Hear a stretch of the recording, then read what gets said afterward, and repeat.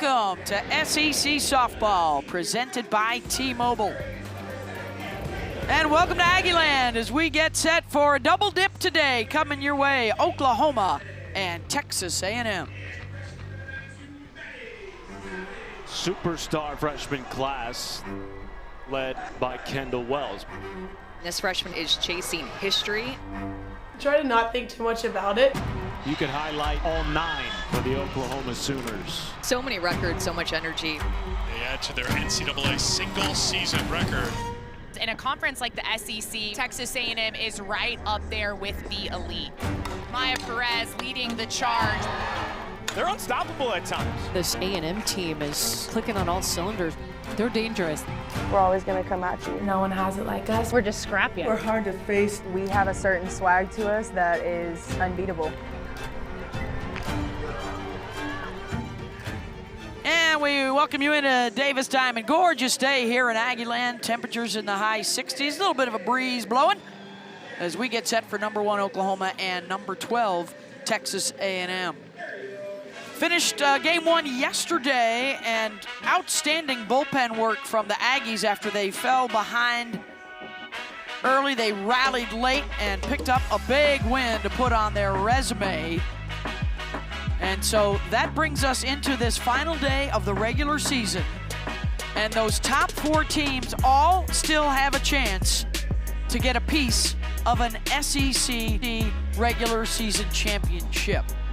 The Oklahoma Sooners, the ones in the driver's seat right now, if they win this game, they have at least a share. If they sweep, they are the outright champs. Hi, everybody, and welcome. Beth Mowins alongside Michelle Smith. Of course, the other big story here is the play of Kendall Wells, the freshman slugger for the Oklahoma Sooners, still sitting just 1 home run shy from the NCAA single-season record. Yeah, Wells is just a generational talent. She has been outstanding this entire year long. First home run of the year hit for the Sooners by Kendall Wells. Off of that bat, they now have 170 home runs, and Wells with 36 of those. Always the power to all fields. The freshman has been able to make adjustments, just great ability to identify pitches and barrel up the ball.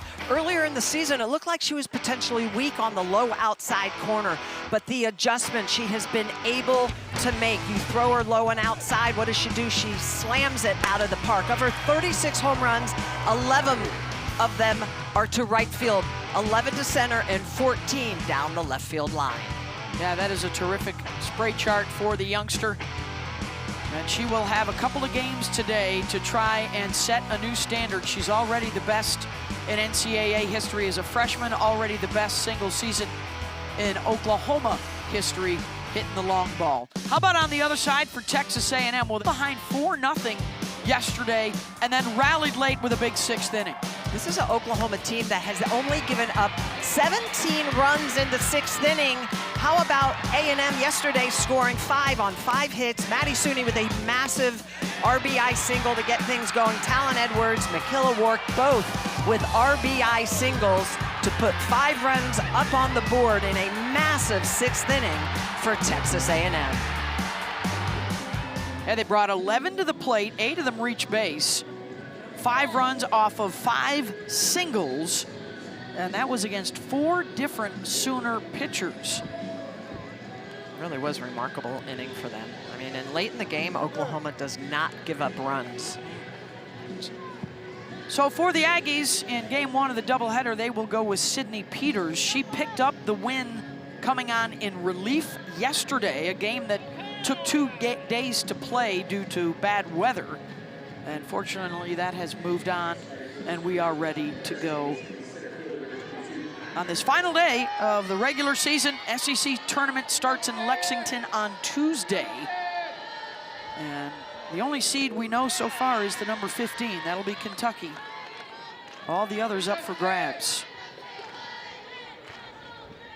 Kai Miner will lead things off, the starter out in center field, the freshman.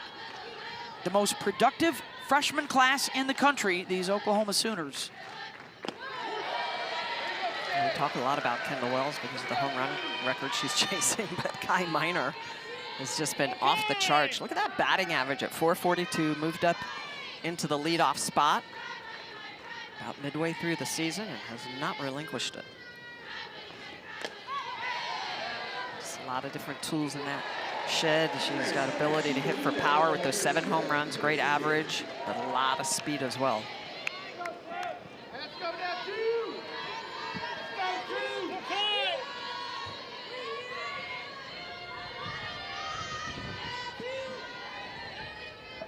Minor was 2 for 4, scored a couple of times in game 1 yesterday. Out of Irvine, California.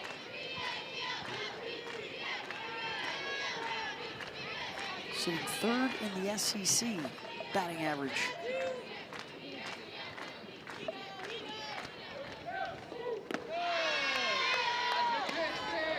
Two and two.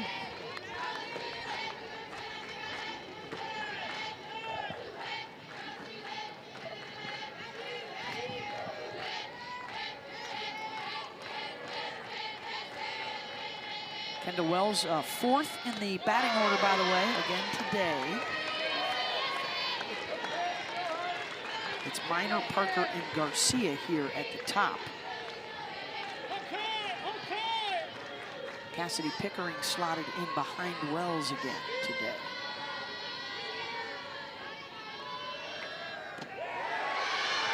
He missed it inside, and the leadoff walk from Minor. The starting lineup for the Sooners, and we will show you all the home runs that they hit as well. Led by Wells with those 36. Everybody on the team that hits has a home run, at least 4 of them. As they have set a new NCAA single season mark with 170. That 170th was off the bat of this young woman right here, Ella Parker, yesterday. Actually, 2 days ago when game 1 started, it finished yesterday.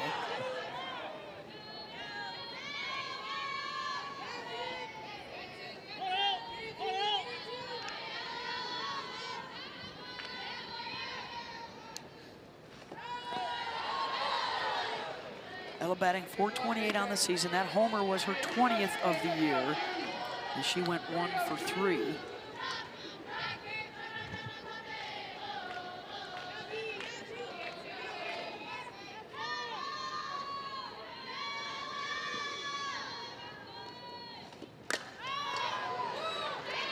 Pops it up to the left side. KK Dement, the shortstop, is there, 1 down.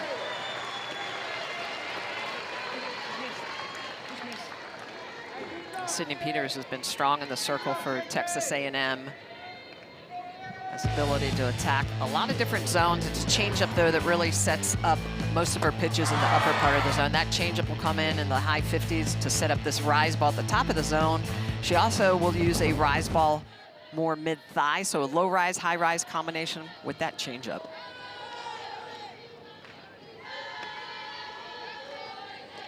So she's going to be in the upper 60s with that rise ball. It's that elite spin, the elite spin speed as well with that multi-level rise ball, and it's that changeup that really helps her get that swing and miss at the top of the zone. When she throws that for a strike, that's when she's her best. Gets Garcia to chase there.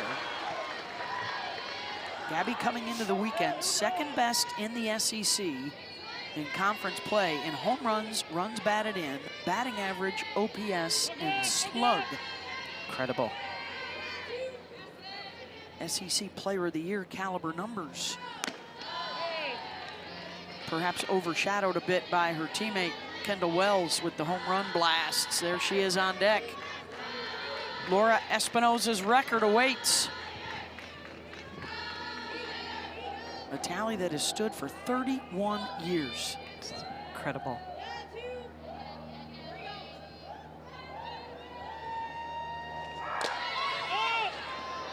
Had a hit and run on there. Garcia fouls it off.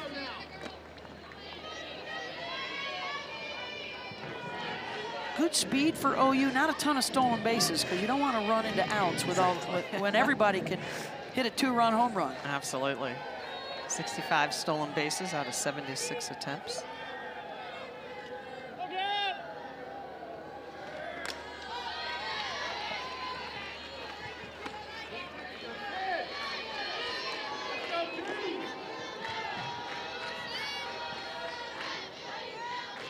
Update on the other game going on right now. Georgia is beating Florida 5-1 in the 5th inning.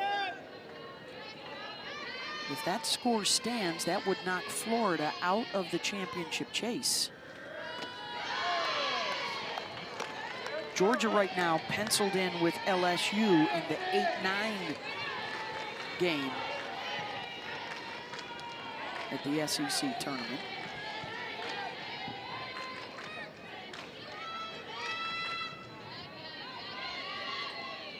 Second full count early on. The strikeout, is it a throw him out as well? Yes, it is. Wow. How about a strike him out, throw him out to get out of the inning? Gabby Garcia is going to chase a rise ball at the top of the zone. Peters, we talked about the changeup, but it's that rise ball ability to move the ball around. Ariel Kaleski with the throw down to get a strike him out, throw him out.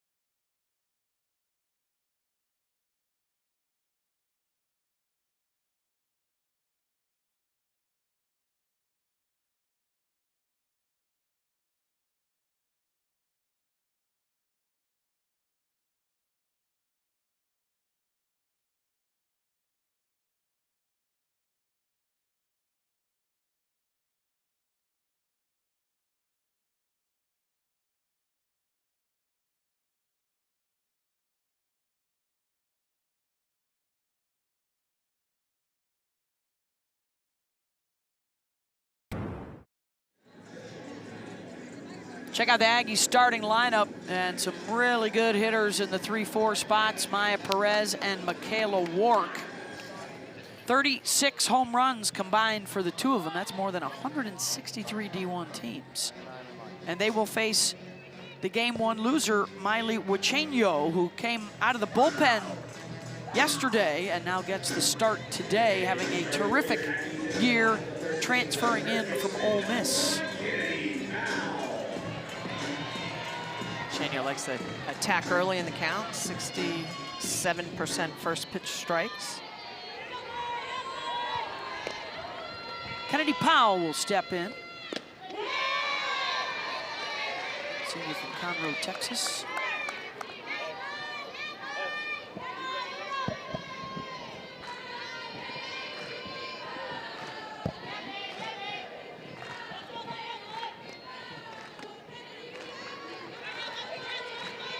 They were able to get to Huachenio right away yesterday in that big 6th inning.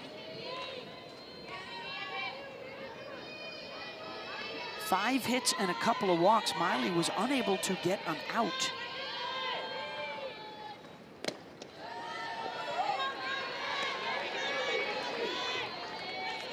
So this is big for her to come right back and have a new opportunity today. She's got some big wins for them, including Texas and Georgia and LSU. It's in for a strike. 2-2.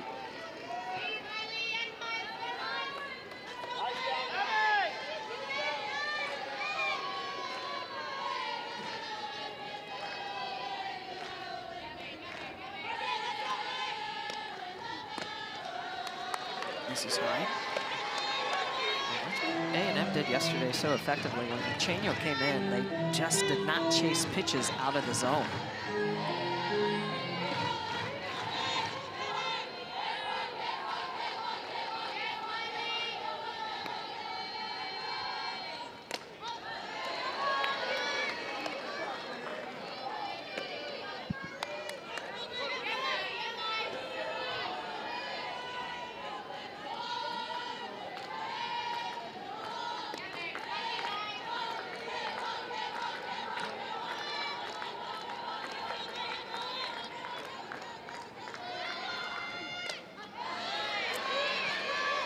job by Powell, continuing to foul off pitches. 8th pitch coming.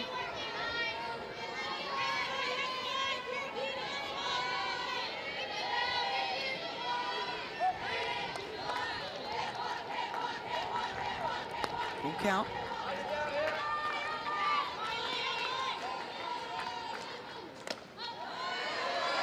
And another update from the dog pound in Athens. Georgia just walked off Florida on a Gabby Novickus grand slam. That knocks Florida out of the championship chase. And Georgia takes the series 2-1. It was a dogfight yesterday. Georgia, I mean, that's a team that can put crooked numbers up. To short. Garcia is there. 1 down. Chania with a lot of experience in the circle. The truth transfer from Ole Miss has a really good changeup that she'll throw in any count, especially to righties, but it's that rise ball at the top of the zone that hops, it jumps up, gets in your eyes, and induces a lot of swing and miss. She'll also throw a screwball to lefties. Not as much changeup to left-handed hitters as she does to right-handed hitters. She's got that vertical separation that is very good. But it is interesting, she doesn't really like to come into lefties. There's a lot more arm side when left-handed hitters are up, and there are 5 of the 9 Aggies are left-handed hitters. Here's Talon Edwards. Thought about the bunt.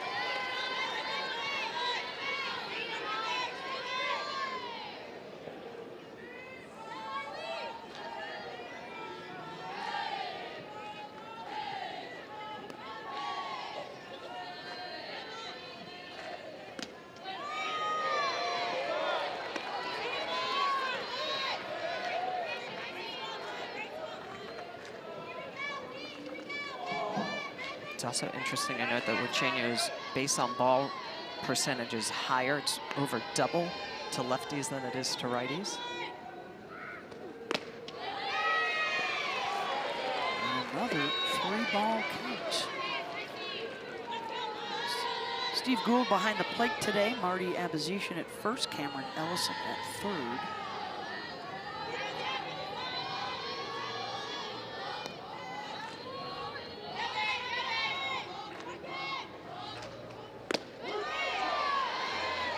Goes full.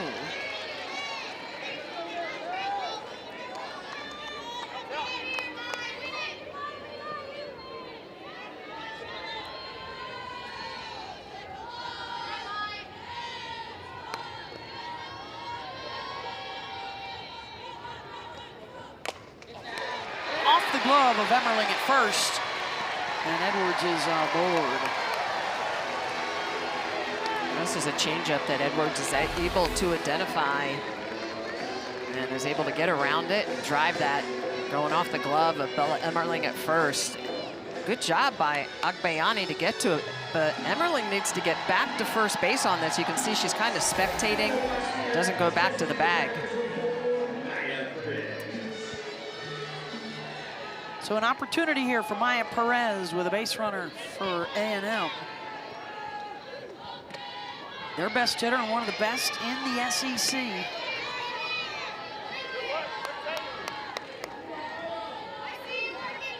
Second team All-American last year, set a school record with 73 RBI. She's got 50 this year.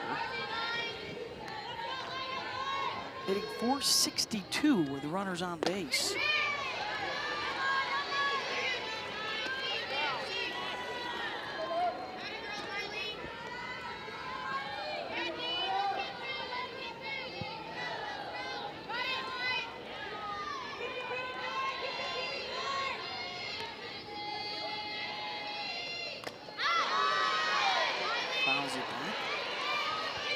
Reminder coming up, actually due to lead off the top of the second.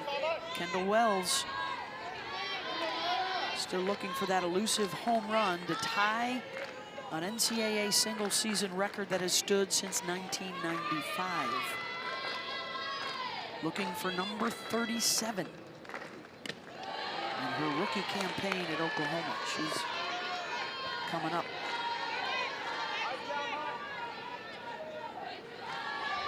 Will she and the Sooners be facing a deficit when she does? Maya Perez certainly hopes so.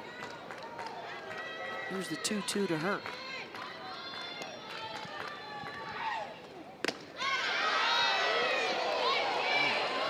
Nice pitch on the outer half, doesn't get the call. They've been really attacking Perez all underneath the hands. Go to that outer half.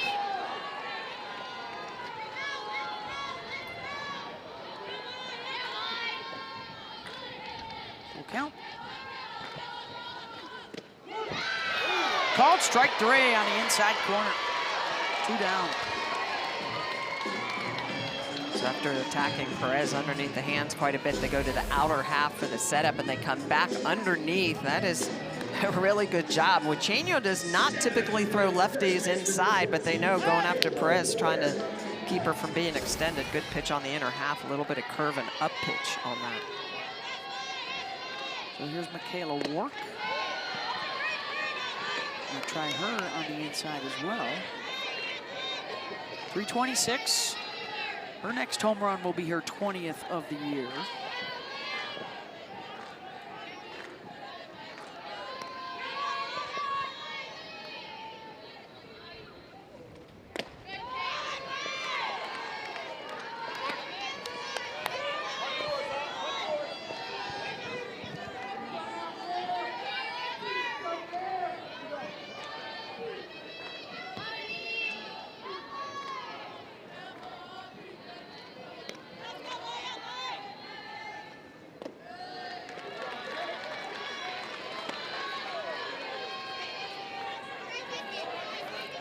This just shows how important it is for Huicheño to work from ahead. Batting average against just $173 when she's in control, and when she's behind, it jumps all the way up to 370.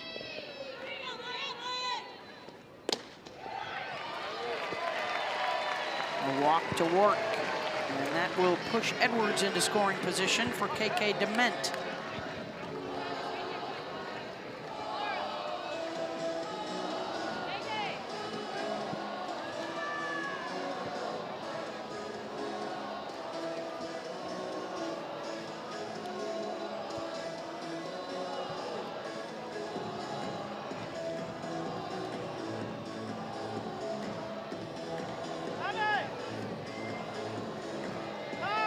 That the freshman Kendall Wells goes out, talks to her teammate, her pitcher, Huicheño, just trying to settle her in after a 4-pitch walk.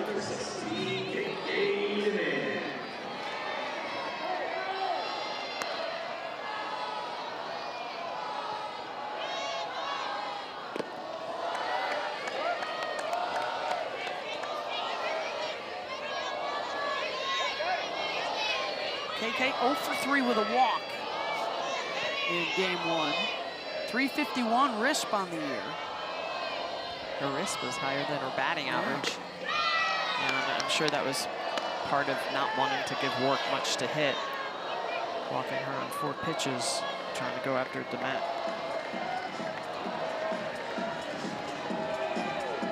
Now the strike zone an issue here early on for both sides. 6 straight balls out of the hand of Huicheño.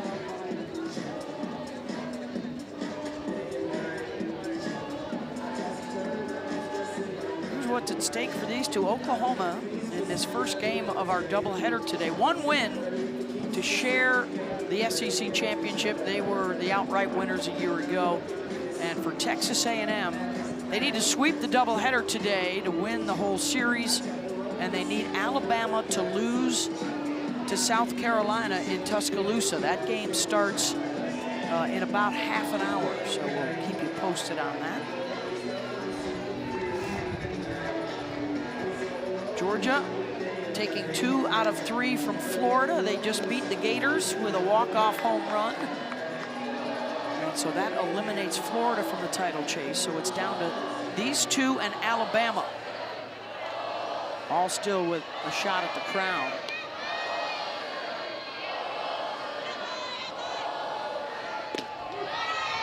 That's in for a strike, 2-1 to Dement. Pitch count approaching 30 here just in this first inning.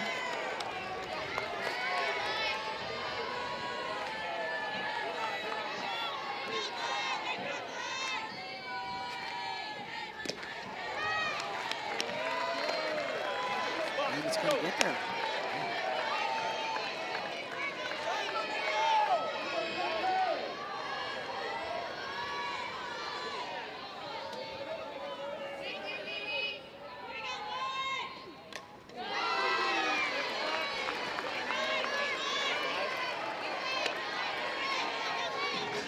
Full count with 2 down, so the runners will be on the move. Edwards and Wark aboard.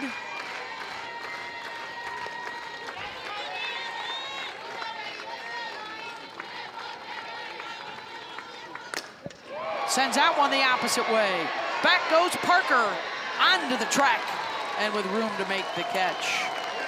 Scoreless in the first, Kendall Wells. Chasing history. She'll lead off the top of the second for the Sooners.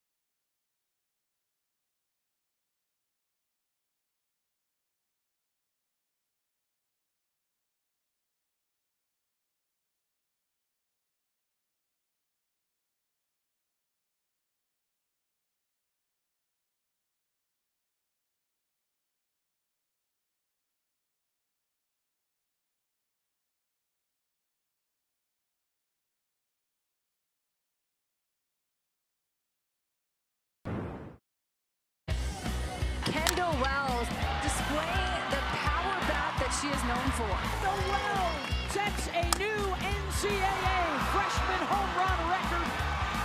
Wells in the air to center. There it is! Number 35! She has added one since then for 36 on the season, one shy of Espy's record from 1995. Game 1, she went 0 for 2, a couple of strikeouts, and was walked a couple of times. And this is the 4th time in her 5 plate appearances in the series that she is leading off an inning. Which usually means you can go after her as a pitcher.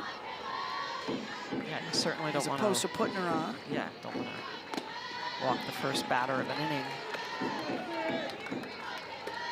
Freshman out of Bogart, Georgia, just turned 19 years old yesterday.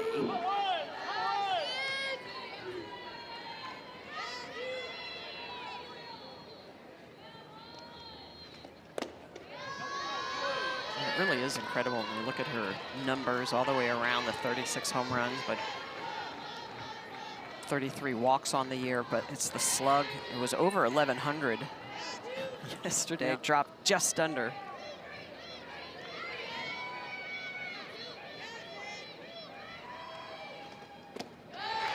Healthy cut at that. 66-mile-an-hour rise ball at the top of the zone, and that's where they've been attacking her, up in the zone, and a lot of off speed, trying to take that power away.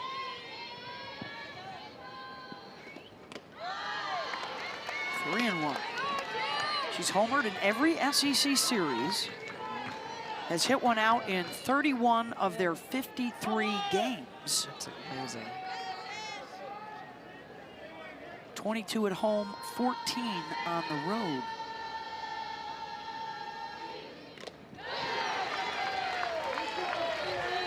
And a full count here.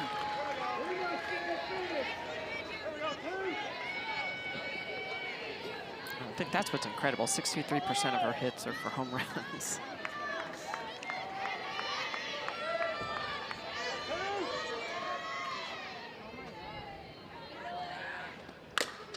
A rocket and a one-hopper off the wall and left. They will hold Wells to a long single.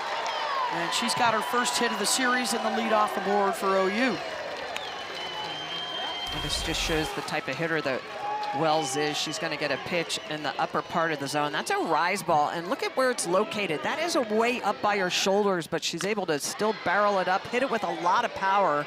It goes over Allen's head in left field. She plays that very well to limit it to a single. That'll bring up Cassidy Pickering.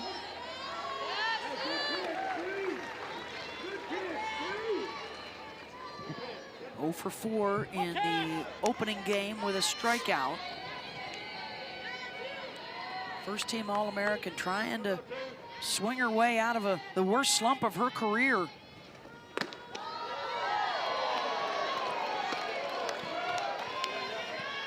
Told us the other day she's just trying to stay present. Each at-bat is a new one. Swing free.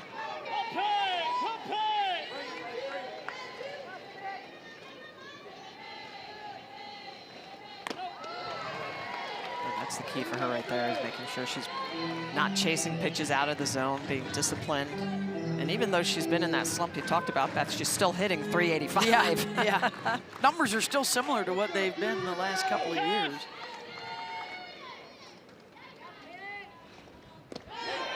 Takes a look at a strike there, 2-2. Nice changeup by Peters. Yeah, it does not have a hit with a runner on base in her last 14 plate appearances.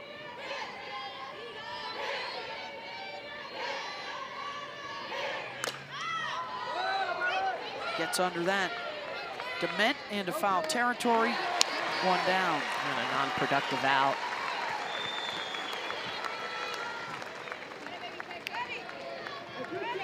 She'll go back and pass a little info to Abby Dayton. Said through it all, she's still trying to be a good leader, be a good teammate.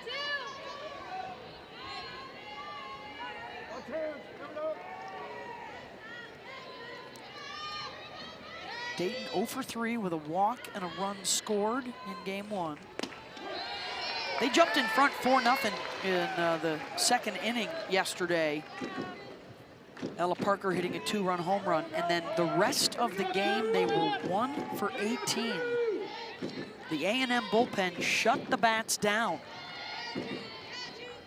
So OU looking for a bounce back at the plate today. A team that averages 10 runs per game.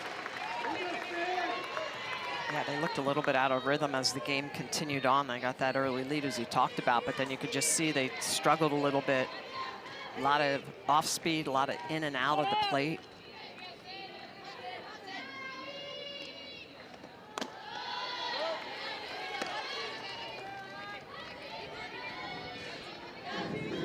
One-two count on Abby Dayton, who has only struck out 4 times in 138 plate appearances. Way back in the box, way in with that left foot.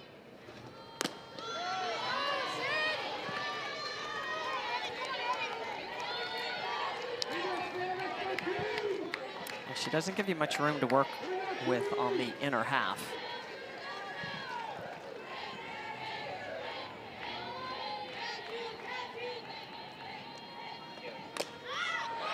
Another pop-up to Dement.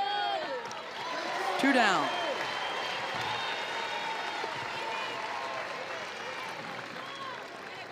You see Patty's a little frustrated. She's given some information to Bella Emmerling saying, look low, something down in the zone. Peters' rise ball's been effective in the top of the zone, inducing those pop-ups.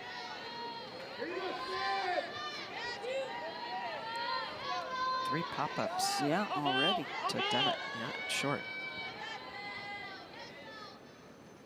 Here's Emmerling. Pitch in the dirt.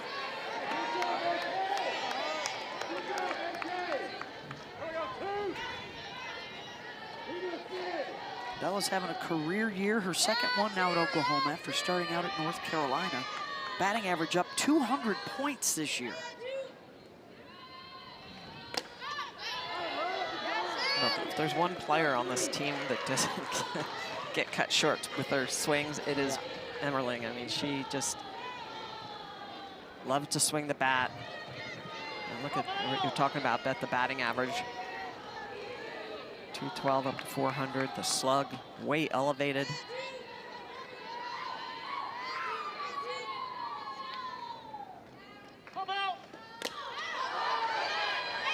Another pop up, and in and out of the glove of Kowalewski.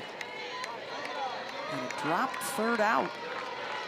Yeah, it looked like it was potentially going to go into the net. Kowalewski does a good job to go over and get it, and it just comes back. That's a mistake right there. Kowalewski knows she should have had that, tapping her chest, looking at Peters. You could see the ball just kind of comes back on her, goes off the glove, can't squeeze it.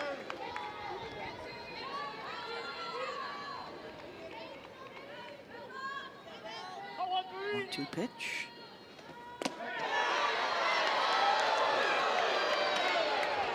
Curveball in the outer half, doesn't get the call, slightly off the plate.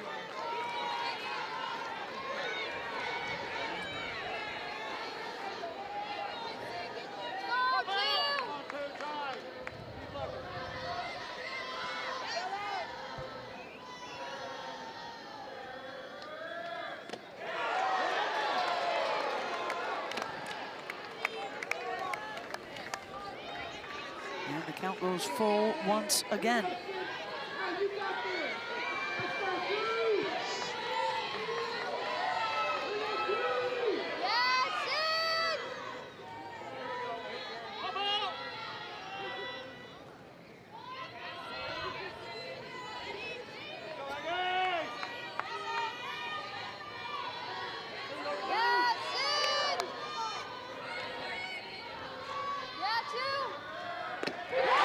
Gets the swing and miss.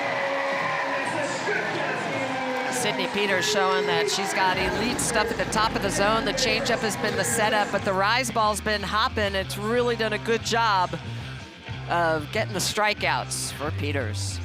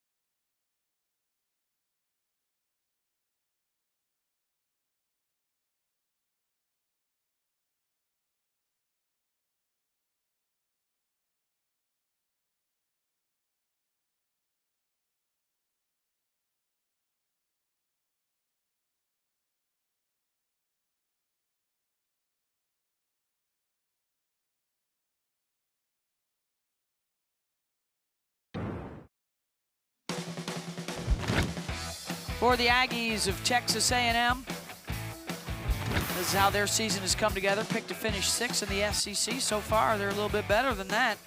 They can end up anywhere from 1st to 8th, depending on how things play out today. Tough schedule early on, and that steeled them for the second half of the season. And now they still have a shot at a piece of the regular season championship. Maya Perez leading the way for them offensively. They took game 1 of the series. They need to sweep this doubleheader today, and they have to have Alabama lose to South Carolina.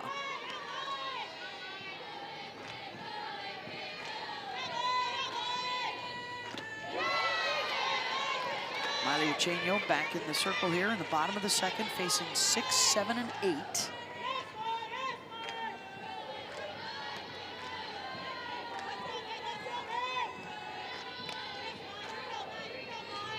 Still a chance at Oklahoma. If they win one of the games today, they have at least a share. If they win both, they are the outright champs. And still the possibility that Alabama could be an outright, or excuse me, a piece of the championship as well. So many scenarios. Alabama actually does win it outright if they win and Oklahoma gets swept. Crimson Tide were picked 9th in the SEC preseason. An outstanding year. Jocelyn Brisky, Vic Moulton, some good stuff in the circle. Slicing and a diving grab for Abby Dayton. That is a great job by Abby Dayton. Long way to go. And with the wind blowing from right field to left field, it actually pushes this ball away from her. So take a look the way this ball is going to continue to travel away from her, especially with Kowalewski being a left-handed batter. Great dive to get the glove in there. Miley Uchenio giving the hands-up salute, saying thank you, Abby Dayton.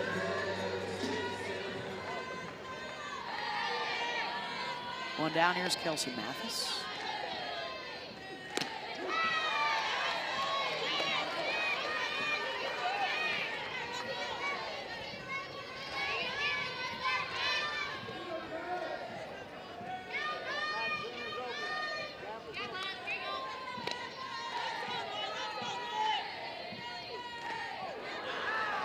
Hits her second free pass.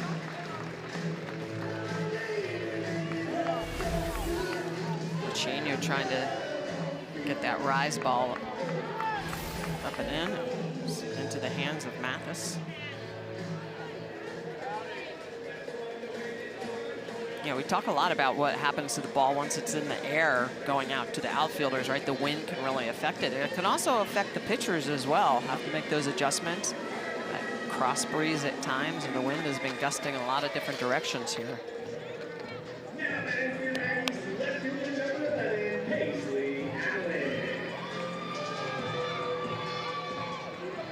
Here's Paisley Allen.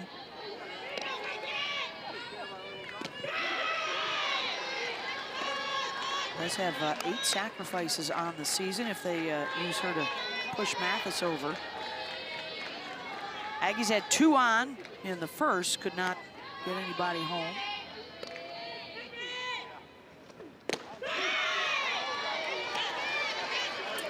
To your point, Beth, one of the reasons why you look at that is look at where this right side is. I mean, they are way back. So if you're thinking bunt, you want to put it down that right side. Potentially beat that out. Swing away instead. Struck her out 0-2. 2 down.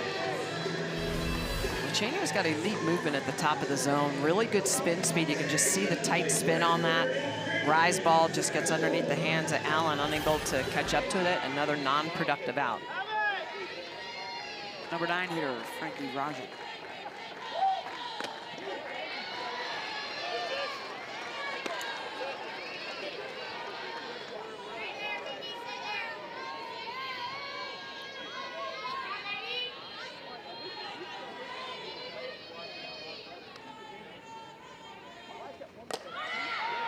Center, Minor is there. Side retired. Scoreless through 2 in Aggie.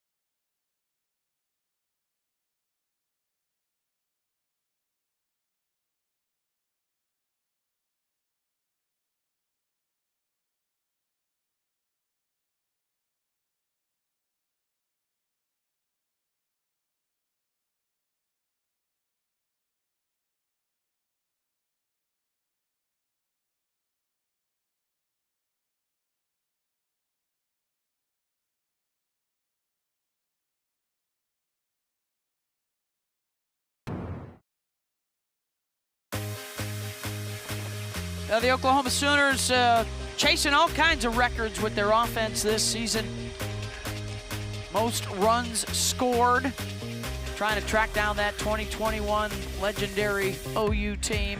Already hitting more than Miami of Ohio did home runs in 2024 per game. And of course, the big individual chase for Kendall Wells. Their numbers so impressive and so much higher than the D1 average, including scoring twice as many runs as the average. Look at that home runs, 3.2 a game to less than 1 on the D1 average. And as you mentioned, doubled the runs. Averaging a home run almost every time through the batting order. Yes, amazing. Not so far against the Aggie pitchers. Let's see if that continues. 1 home run in game 1 from Ella Parker. And here is 8-9 in the top to face Sydney Peters.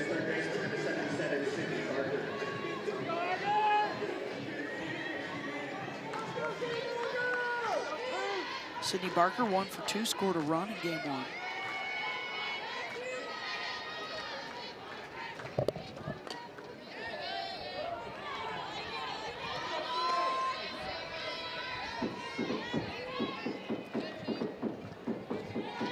Pop-ups and strikeouts so far for the Sooner hitters. And a caught base stealer.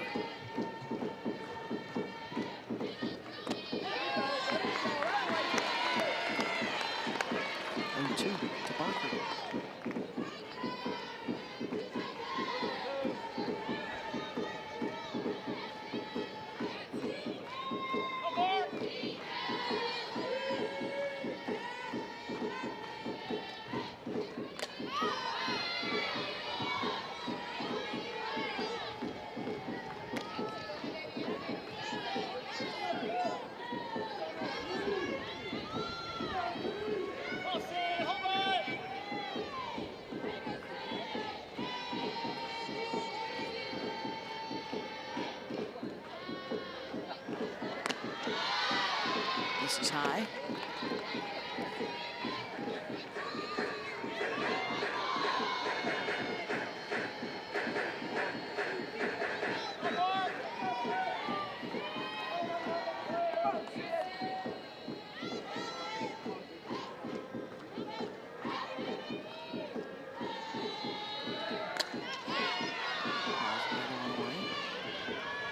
Peters has been doing a good job with that rise ball, elevating it out of the zone, but still competitive, and then brings it down a little bit more, and has been getting the Sooners to do a lot of that. Foul off pitches or pop them up to short.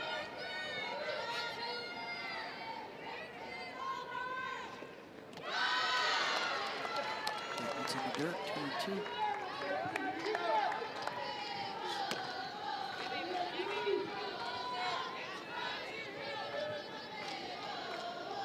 Great crowd here today. Oh, beautiful day for a doubleheader. Big day in Aggieland with baseball here, the Savannah Bananas here.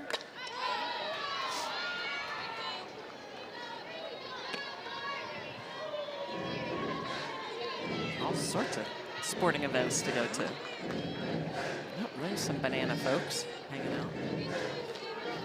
Everybody's just happy to see the sun again. It's been raining for the last 3 days here.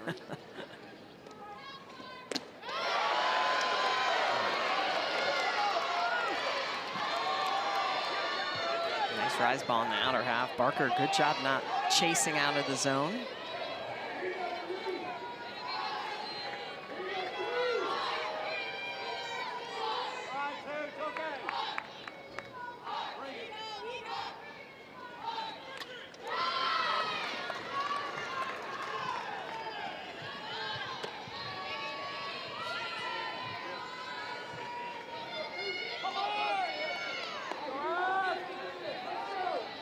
Pitch of the at-bat for the number 8 hitter, Sydney Barker.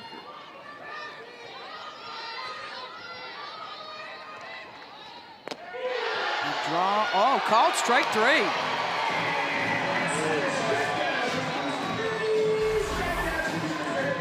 This is a great battle by both Barker and Peters, and that pitch on the outer half, it's got a little bit of over the top on it. So after a bunch of rise ball at the top of the zone, it's a pitch on the lower half.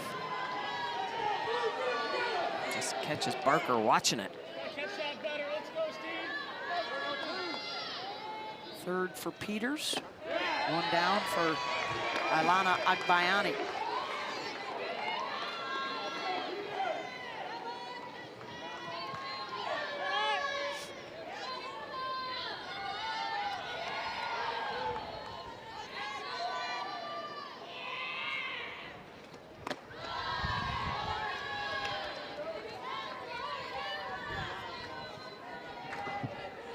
.393 on the season for Agbayani, 0 for 1 with a walk in game 1, hitting out of the 9-hole here in this series.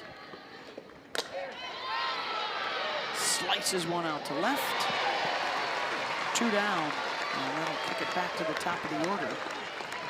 Uncharacteristic for the OU hitters. Job well done for the Texas A&M pitchers. 9 strikeouts, and so far in the series, hitting below the Mendoza line.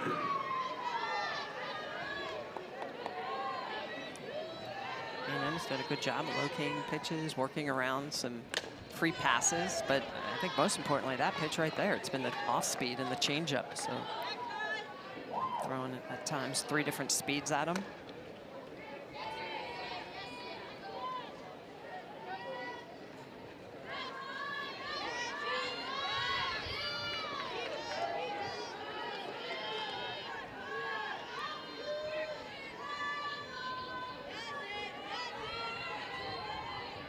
Minor walked, got caught stealing her first time up.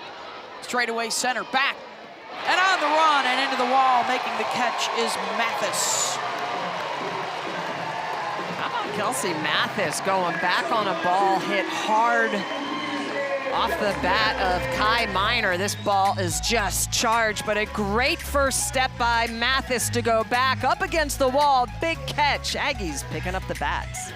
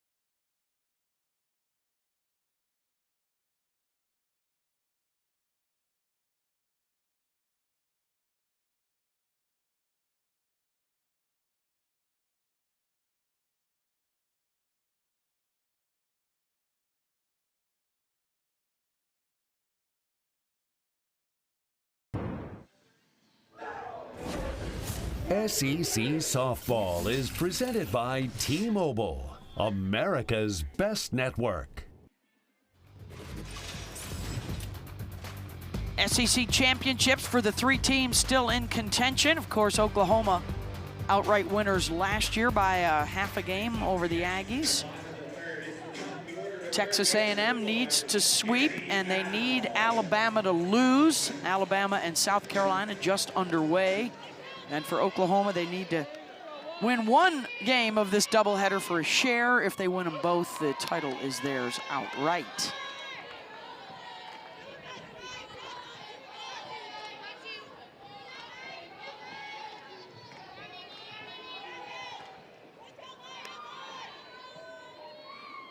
Kennedy Powell back to the top of the order for A&M against Miley Wachenio.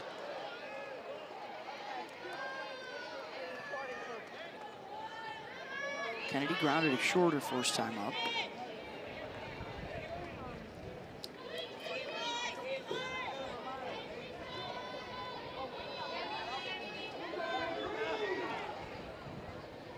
Started out the day with 4 teams still in contention. Florida lost today to Georgia, got run ruled, so they are out of the race.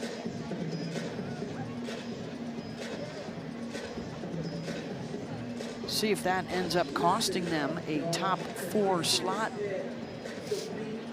And a double bye for the SEC tournament.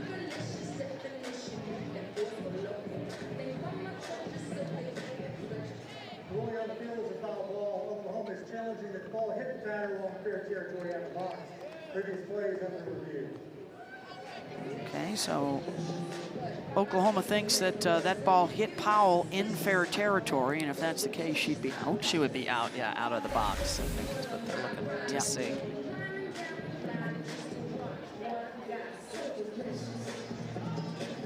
Yeah, it looked like her feet were still in the box. Well, does it even hit her?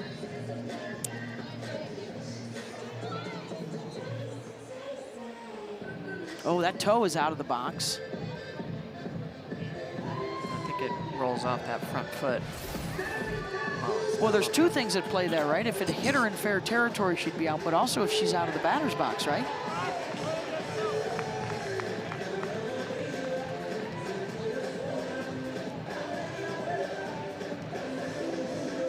Yeah, she's challenging whether or not she was hit out of the box. She's not challenging the feet. Call on the field was it did not hit her, so it was just a plain old foul ball. Correct. After review, the ruling on the field is confirmed. The ball did not hit the batter. It was a foul ball.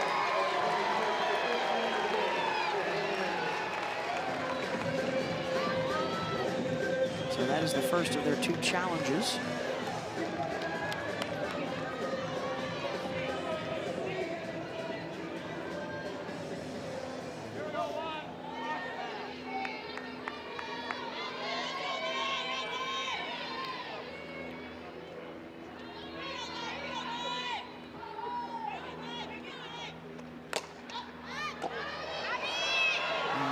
Another nice play on the run for Abby Dayton.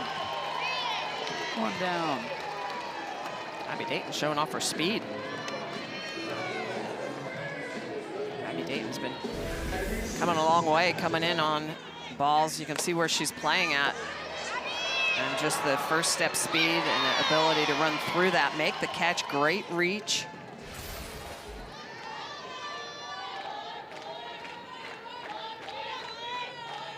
Talon Edwards singled her first time up. Talon had an RBI double and an RBI single in game 1.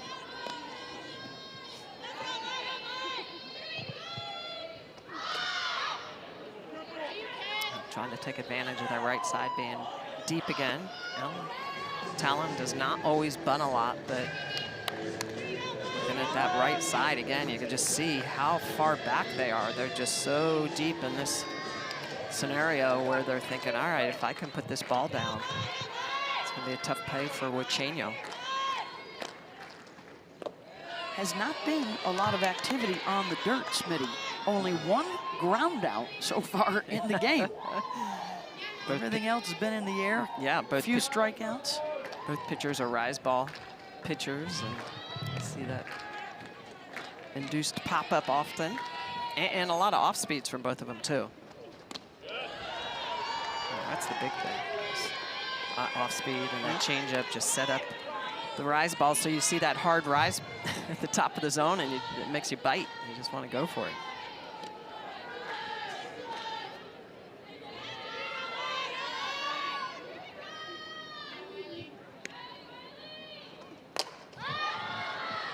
Another one in the air.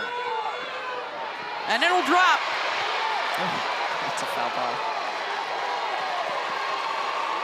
And I believe that bounced foul. Nobody touched it. Nobody touched it, and it went foul, so it's a foul ball. Very, very lucky for Oklahoma. A lot of miscommunication on who is actually going to take this. Barker coming in, Garcia the shortstop, Huicheño is clearing the deck. And you could just see immediately there's just not a lot of conversation on who's going to get it. And I think it was actually in the eyes of Barker. She couldn't see it. She was trying to shade her eyes, but hits the ground, goes foul, so it's a foul ball. They dodged one there. Yep. Yep, and then they're like, yay, foul ball. Uncharacteristic, though, from the Sooners, who, Patty Gasso, when you talk to her about the defense, she said rarely does she worry about that aspect of the game. They have been so good for so long with the glove.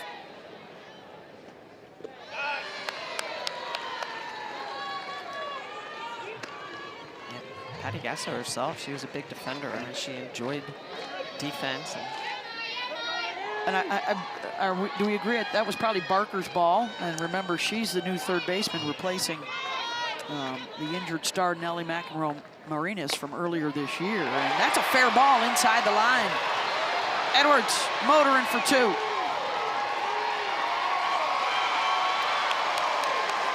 Second hit of the game for her. Talon Edwards just being opportunistic on off speeds, and she gets another one that she just rips down the line the way she stays back on this, gets it past the diving Bella Emmerling, and she can see the play in front of her, so she knows she has the opportunity to go in hard to second. So a double for Talon Edwards, having herself a series against Oklahoma. Well, and sometimes the game knows she ends up with a double anyways, even after the defensive miscue. The game didn't let her down. Here's Maya Perez now with a chance to drive in a run.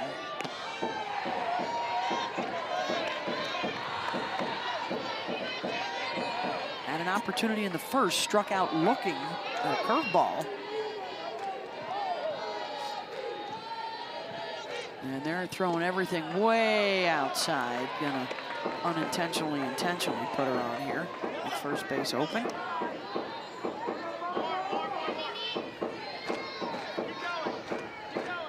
We've seen issues with this. That's how Georgia won the Florida game yesterday, right? Yeah. So important for pitchers, for batteries, to work on intentionally walking hitters. You don't do it a lot, but when you do it, you got to be spot on.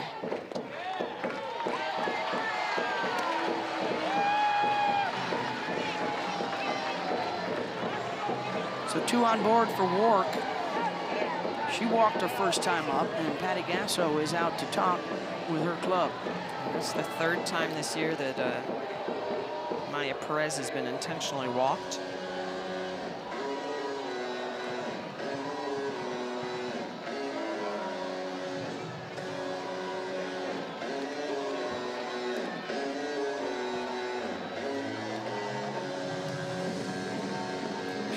Patty Gasso's talking a little bit about positioning to that infield, making sure they're in a good spot. Michaela Wark is right-handed, so opportunity to potentially try to roll a double play to get out of the inning. So in that big 6th inning in game 1 yesterday, Perez was walked in front of Wark to load the bases, and Michaela delivered a 2-run single. And with an error on that play, all 3 runs came in to score. All 3 base runners. And so here she is now, 2nd day in a row with a big chance to back up her teammate.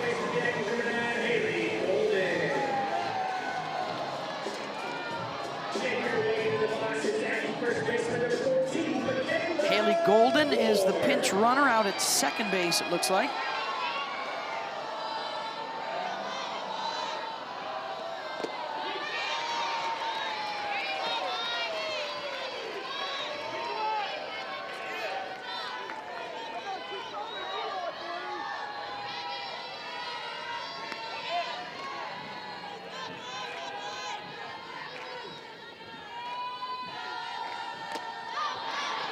Infield pop-up.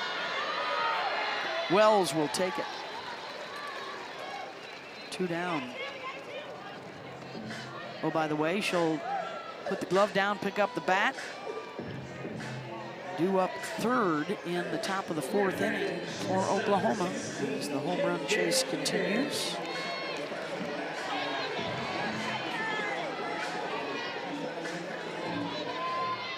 Here's KK DeMent. Flew out to right back in the first inning.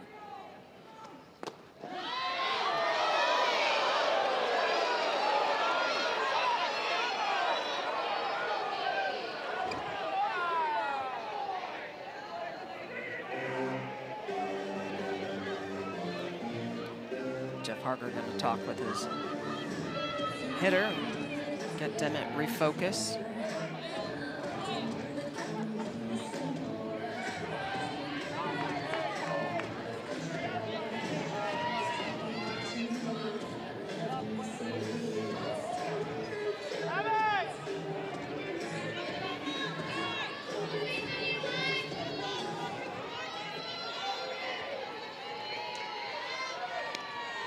Here's the 0-1. 0-2.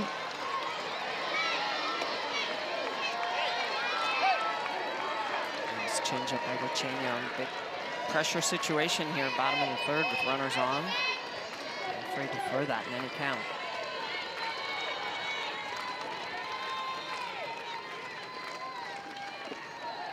Place one in the dirt. And they've got the runner. Golden hung up, and they got her. Base running error ends the threat. And I think they're going to challenge to see if the slide was underneath the tag.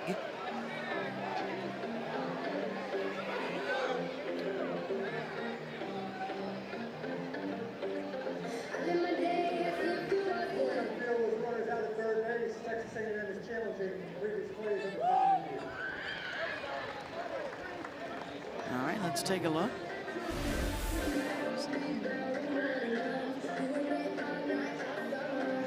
Ooh. Looks like the tag is high on the hip. Does the foot get in?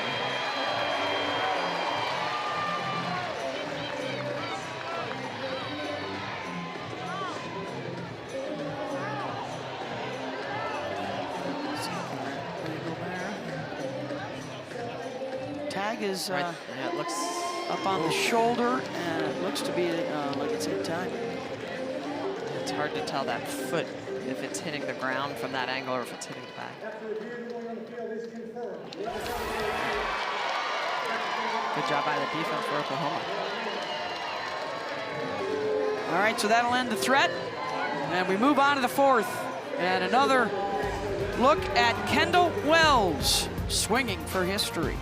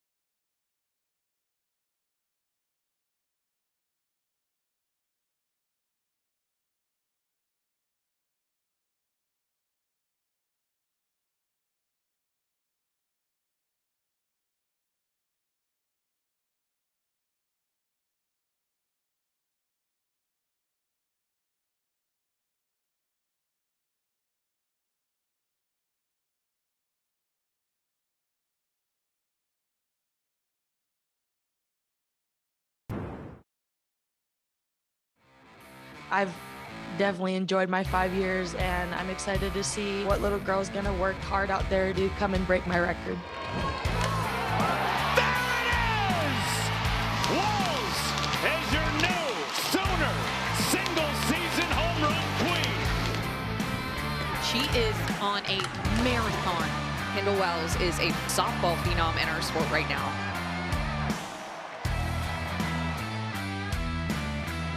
Your single season home run chase.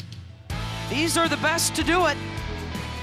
Megan Grant still alive as well for UCLA, the senior for the Bruins, playing Oregon this weekend. But all eyes right now on Kendall Wells, who is due up third this inning for the Sooners.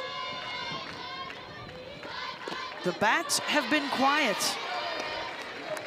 Just 5 hits in 10 innings so far in this series. Only 1 through the first 3 innings here this afternoon. Ella Parker to lead things off. She had the last big swing for them, the 2-run home run in the 2nd inning. Game 1 on Thursday, which we finished yesterday due to a weather situation.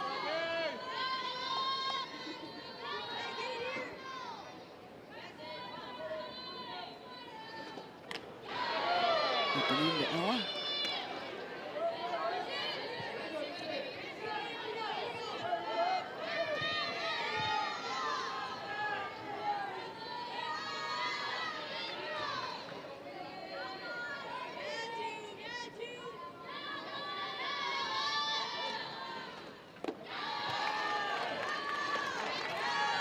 Trying to use those 3 different speeds against Parker. Take away that power, rise ball. Upper part of the zone, an off speed and a changeup. Falls behind 3-1. Parker just so good in any count. Yeah.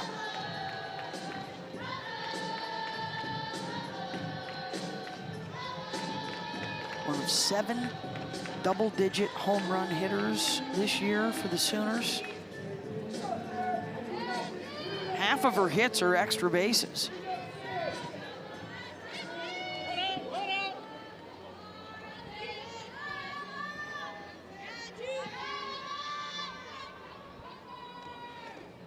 Swing and a miss there, full count.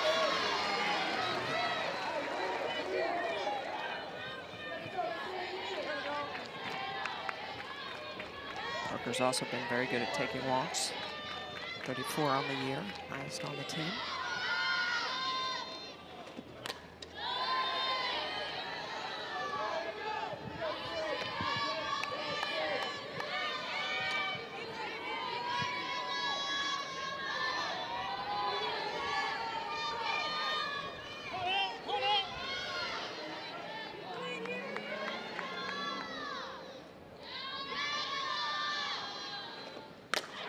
Waits on it and just fouled.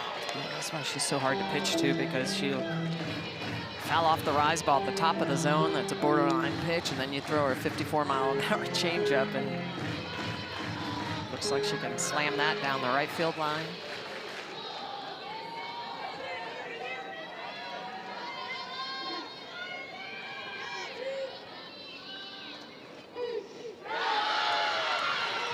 Doesn't go. Ball 4. Third inning with the leadoff aboard today for Oklahoma. And here's Gabby Garcia. Second walk of the game given up by Sydney Peters. She struck out Garcia back in the first. One of her 3 today. With Kendall Wells on deck.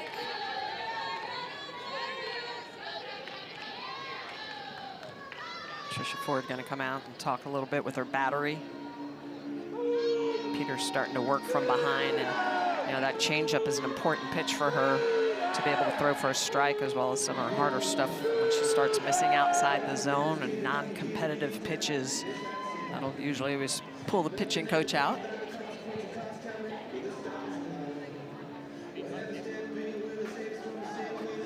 Are some arms out there with the silver. The silver numbers aren't the easiest to read, Smitty.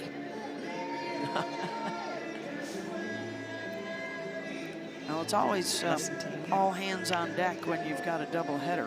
That's right. As the second and third games of your series. Yeah, so it's important to warm up, but not Spend too much time in the pen.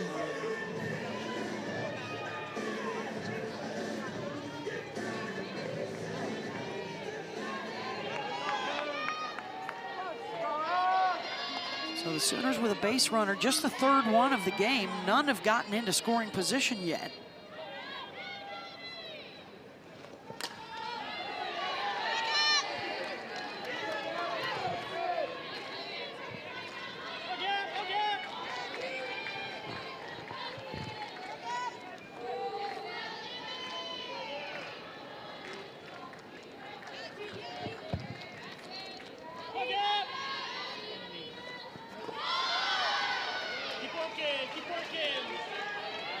This is low, 2-1.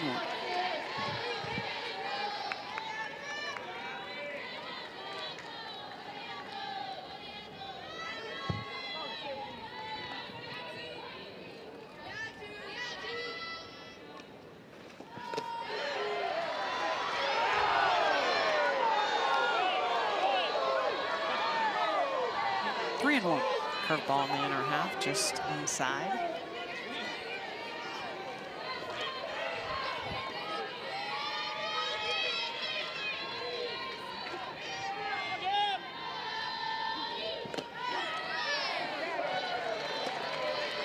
Full count. Nice low rise ball in the outer half.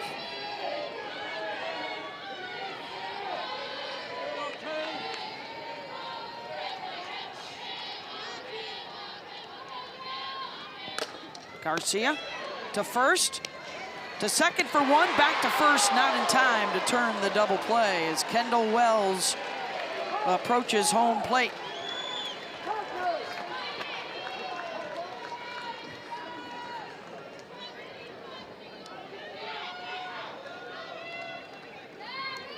Singled back in the second. 36 home runs on the year. The NCAA record is 37, set in 1995.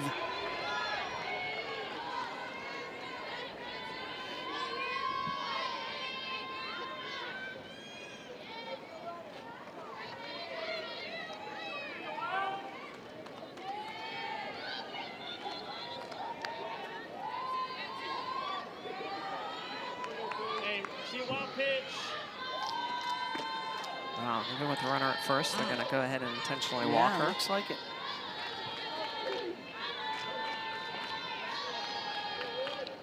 That's massive respect right there. You understand it sometimes when the base is open, but yeah. Boy, and again, they're not very far outside. Pushing a runner into scoring position. Yeah, and you're right. Don't get it too close. She's got a long reach. We've seen her hit balls off the plate on the outer half. Ooh, nice pick.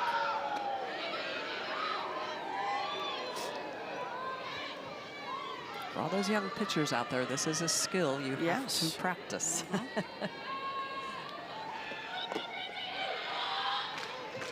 So the intentional walk to Wells to get to Pickering. First base runner in scoring position here for the Sooners. I think they...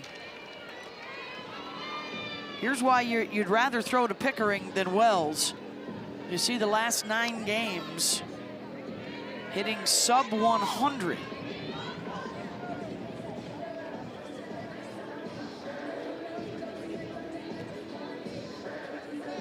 Looks like they'll use the pinch runner for Garcia at second instead of for Wells at first.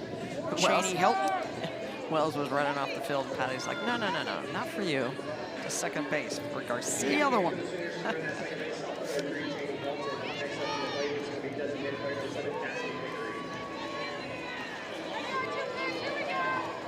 All right, so a chance for Pickering. 2 hits in her last 9 games, 1 RBI.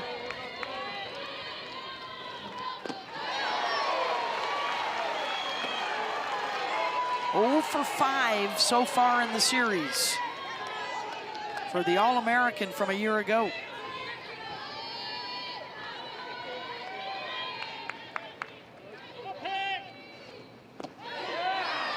And down 0-2. Couple of nice Nice pitches by Peters.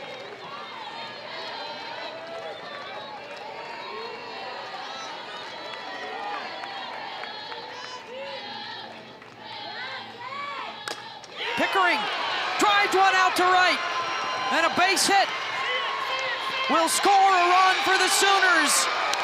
And the jubilation as she yells skyward, coming through in the clutch for the Sooners.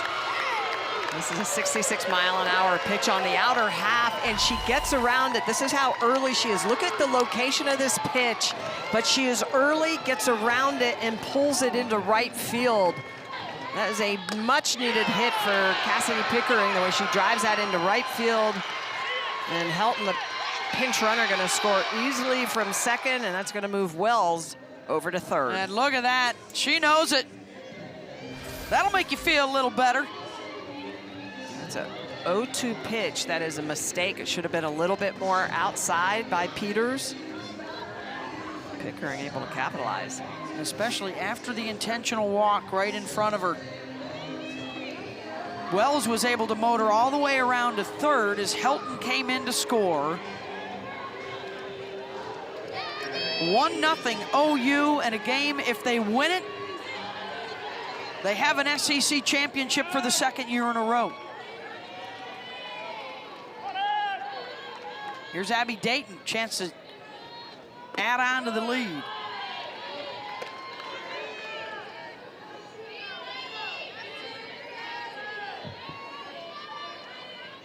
Abby Dayton, not known for a lot of power. 2 home runs in her last 3 hits, does not strike out much.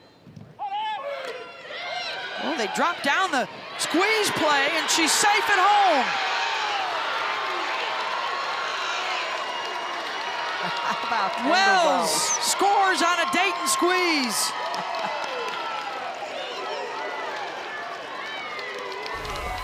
Well, Dayton, one of the best in the business, like we said, she does not strike out much. Wells gets a really good jump, and the toss back to Kowalewski is a little bit short. And Wells going to the back of that plate.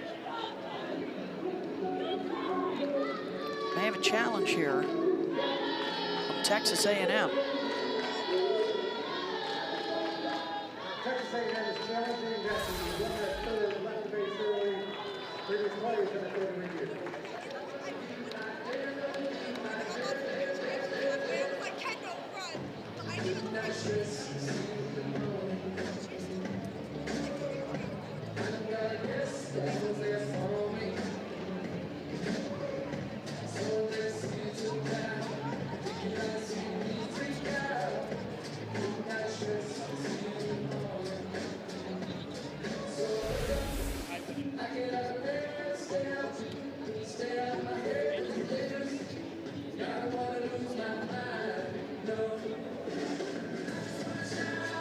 Hard to tell from that angle, blocked by the third baseman a little bit. Cannot leave till the ball leaves the pitcher's hand.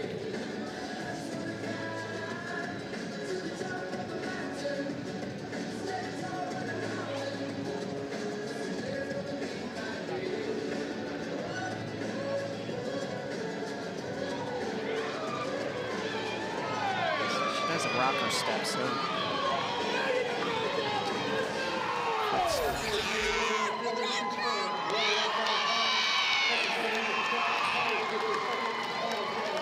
All right, so that is the final challenge for Texas A&M, and they do not win that one. How about calling the squeeze for your catcher to score from third base? Yes.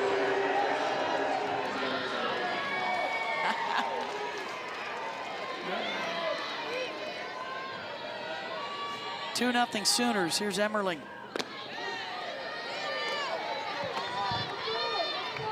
Struck out in the second.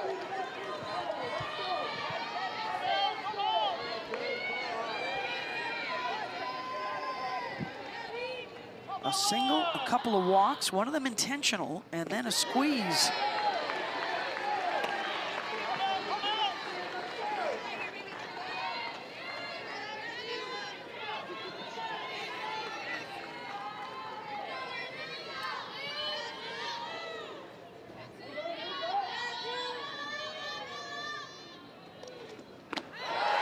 Emmerling chases the rise. 2 down. Emmerling always aggressive at the top of the zone. A good rise ball by Peters. It's a big strikeout. Runners at first and second. That's number 4 for Sydney.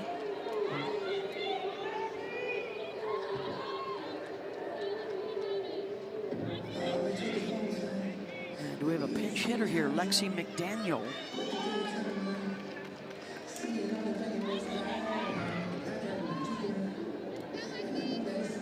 Hitting for Barker in the 8-hole.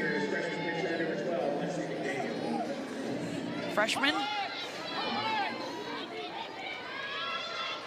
Pinch hit opportunity in game 1, went 0 for 1.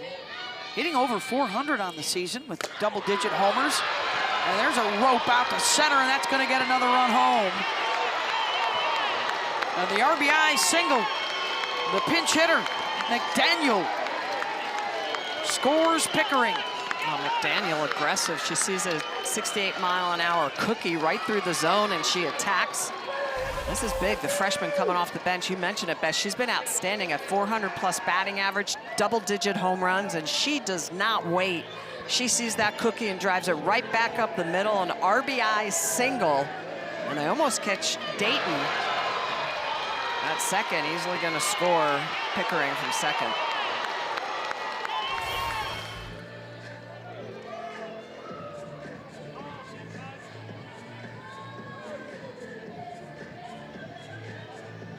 Close play at second on the tag, but the Aggies do not have a challenge remaining. It's an RBI single for McDaniel. She appeared to be safe anyways, getting back to the bag. Yeah. So a 3-0 lead now for the Sooners, and a chance for more. Here's Akbayani.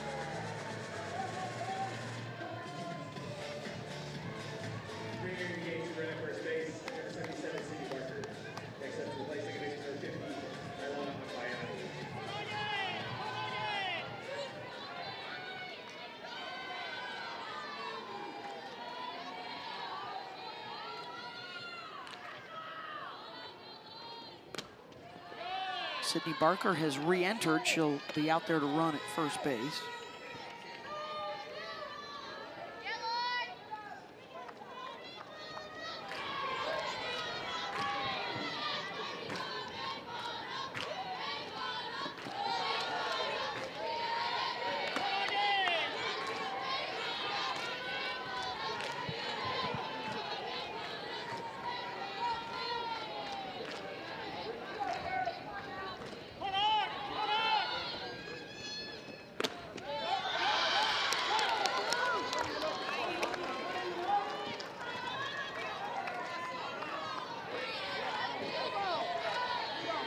Keller turning around asking where that missed.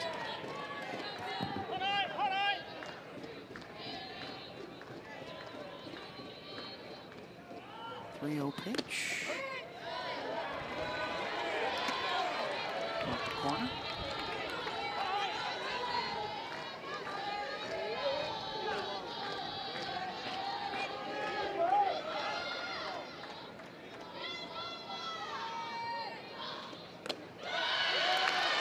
Bases are loaded, top of the order. Well, the free passes in this inning have done just as much damage as the 3 base hits the Sooners have gotten.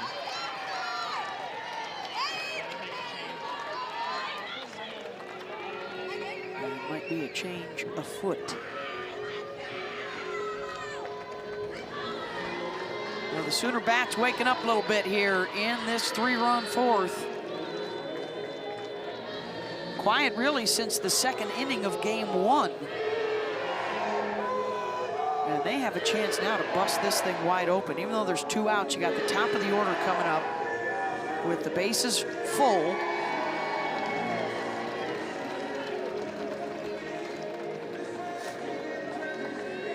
And a pitching change here for the Aggies. Kai Miner will be the 9th coming to the plate this inning when we come back to Davis Diamond.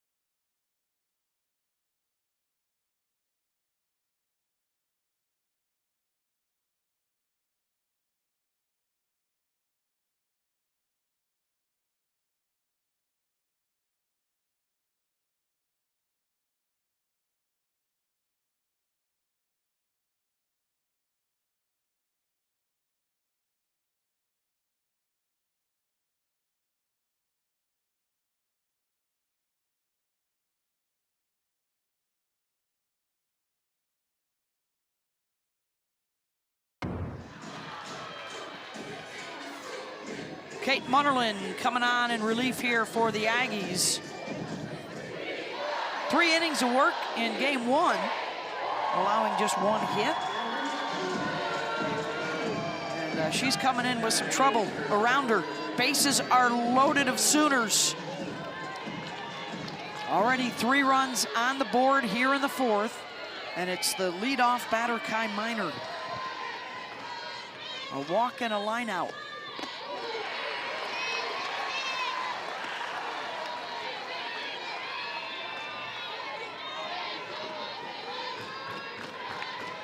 Two and 7, 5 RBIs on the year with the bases loaded.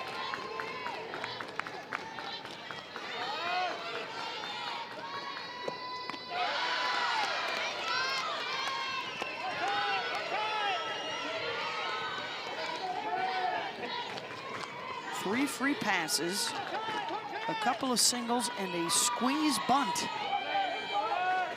in the inning for OU.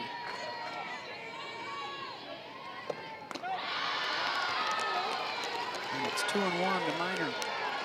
And Munnerlin was good. She came in and relieved through 3 innings in game 1, gave up just 1 hit.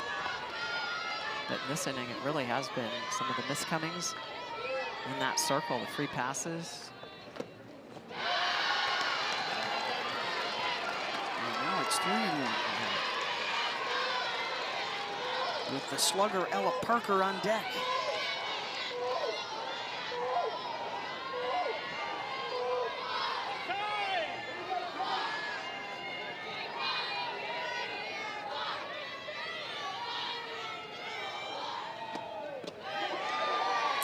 Pitch of speed.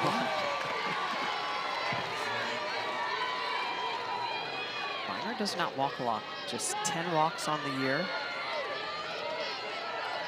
She's a swinger. 2 outs, bases loaded, full count. And Minor rolls 1 to first, and that'll end the inning.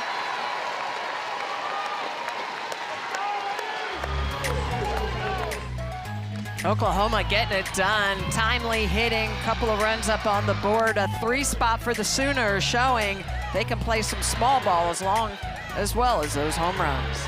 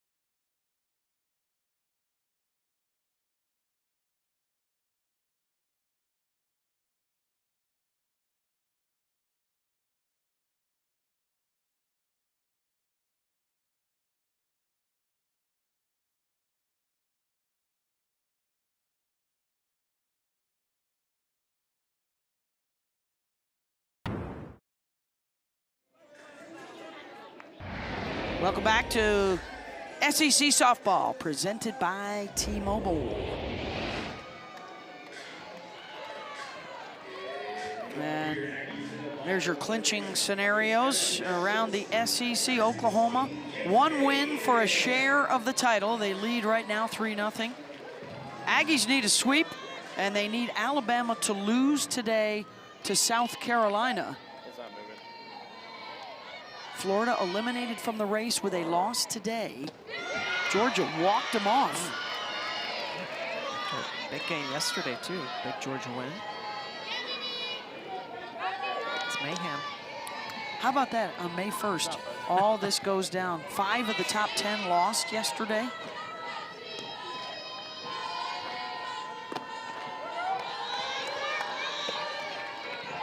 Aggie fans doing some scoreboard watching a little bit. We will as well.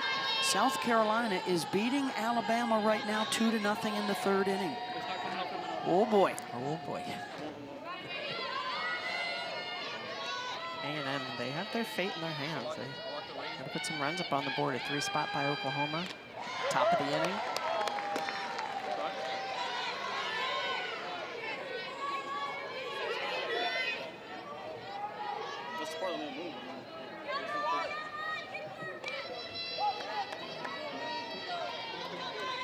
KK Dement leading things off here for the Aggies.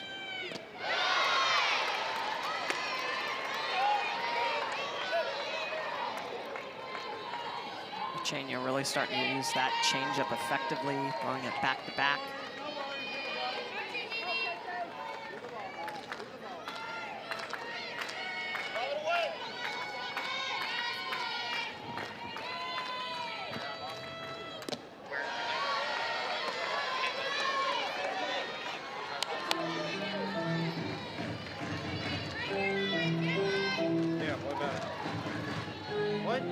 Another full count. Yeah.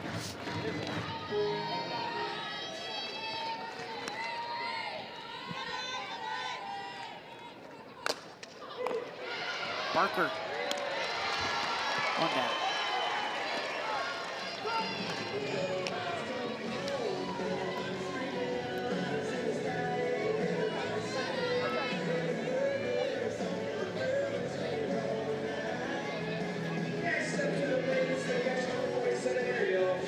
Here comes Ariel Kowalewski.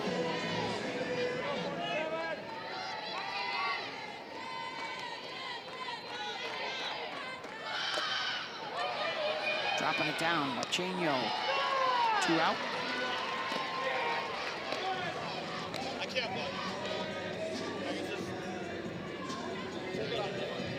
Kendall Wells due up in the 5th inning for the Sooners. Home run chase continues.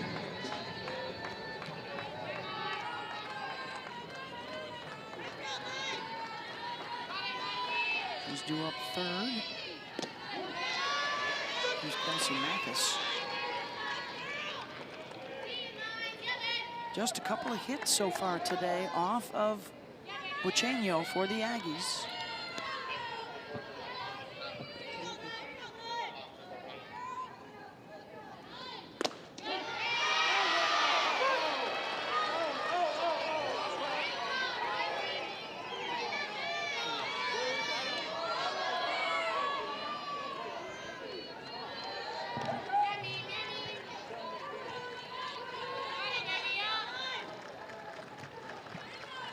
To pitch.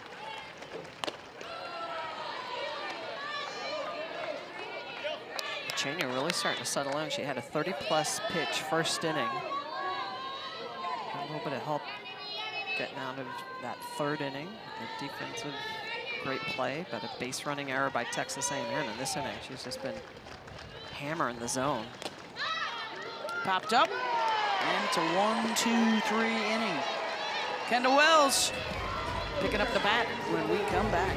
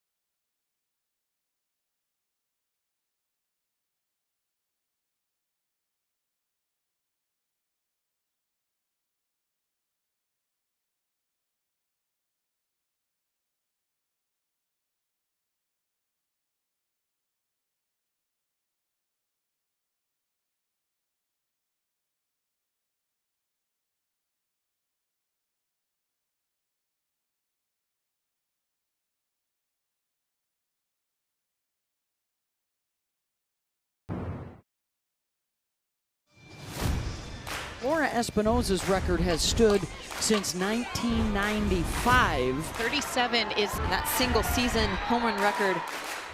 Kendall Wells continues to impress. She's chasing history. But Megan Grant is right there on her heels. Jordan Woolery not far behind her. Who's going to get to Laura Espinosa's record first?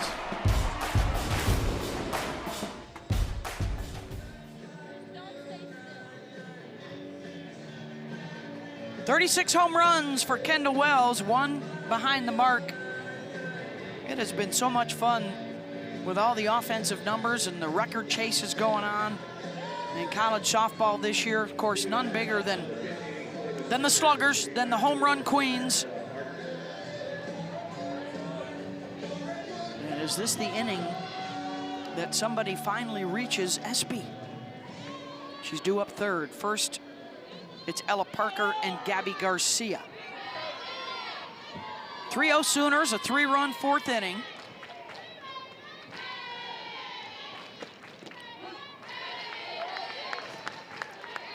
Parker started it last inning, had a leadoff walk. They've had the leadoff on base 3 of the 4 innings.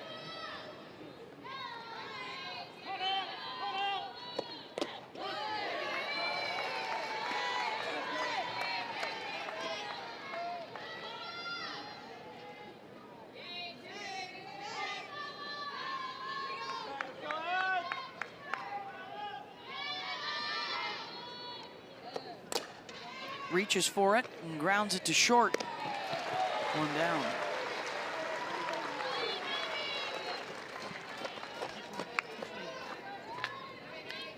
Gabby Garcia 0 for 2, but did reach on a fielder's choice, scored in that fourth inning.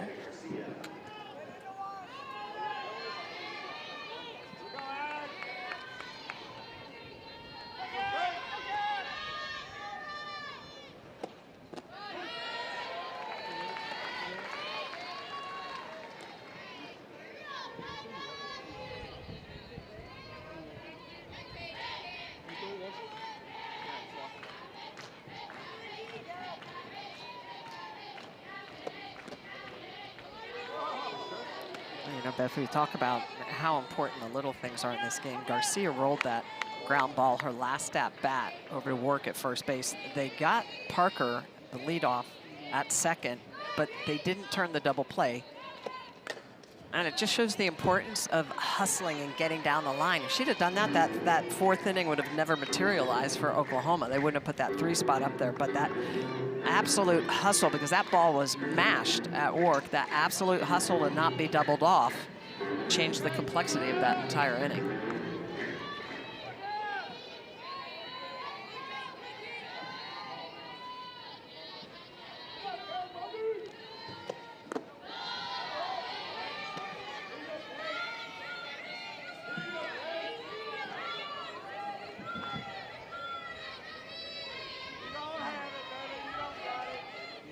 Two here to Garcia.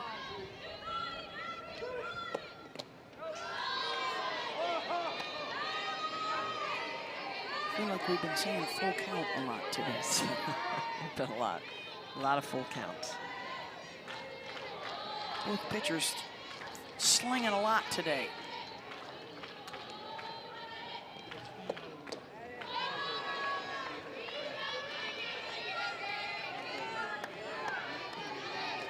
Nice 3-2 changeup just off the end of the bat. This ball just showing up. See the Garcia, she's way out front, barely touches it. Like, thank you. Doesn't touch that one, and a strikeout, 2 down. So that'll bring up Kendall Wells. Started her freshman season hitting a home run in the season opener. Can she bookend it and hit one on the final day of the regular season? Singled in the second and then was intentionally walked in the fourth. And 1 home run shy of a record that has stood for 31 years.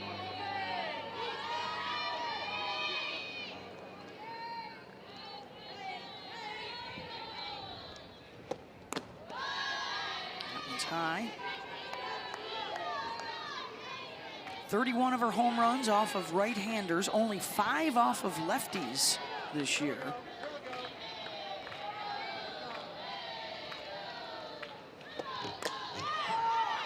And that one will reach the stands.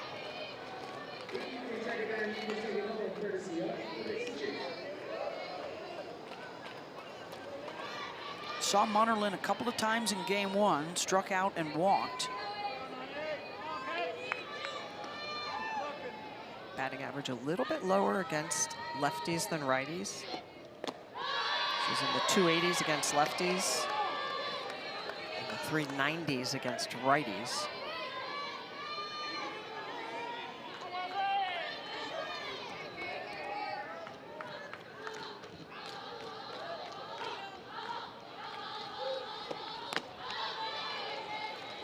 Three and one. Finds herself in a good leverage count here.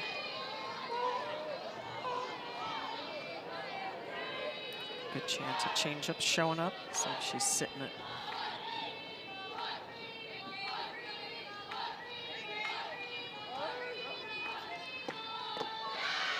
And non-competitive on that pitch. She walks again. So a 2-out base runner here for OU.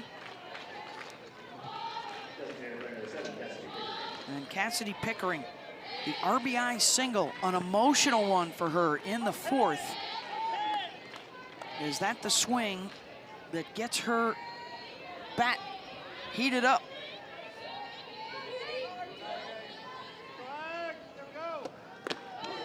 I'm sure Trisha Ford will go back and look at that 4th inning. That will be the pitch that she circles. It was an 0-2 pitch on the outer half that was just too close, trying to waste it, and Pickering is able to capitalize. And she gets hit by a pitch, and now 2 on with 2 outs. Free passes again. Hurt Texas A&M.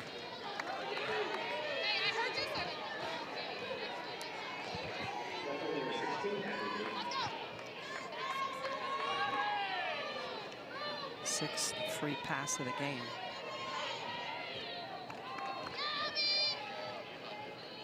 Five in the last 2 innings. Yeah. So Dayton dropped down a squeeze bunt her last time at the plate.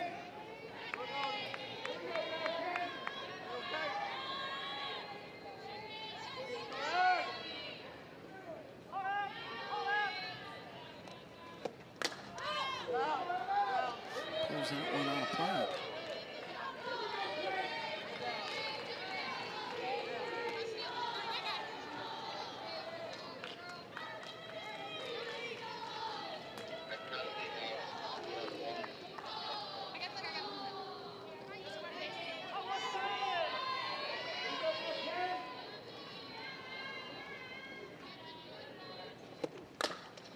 Dayton, tough hop, but Wark able to handle it and then diving to the bag to record the 3rd out.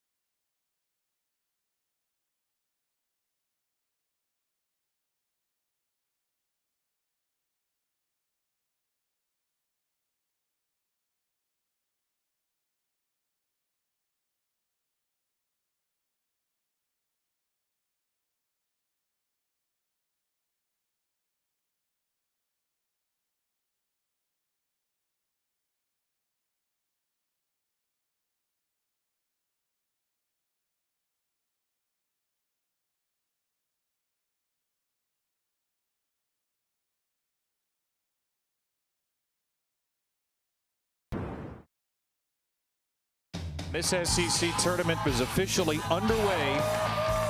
Crushes one. Smash this. Throw the bat. And the drama continues.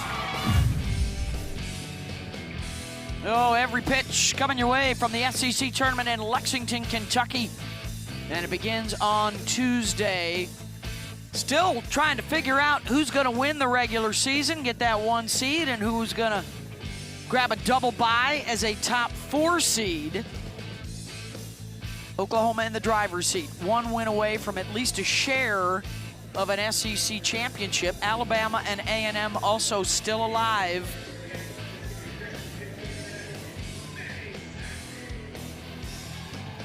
We've had 6 different champions in the last 5 years because we had these 2 as co-champs last year. The final got rained out.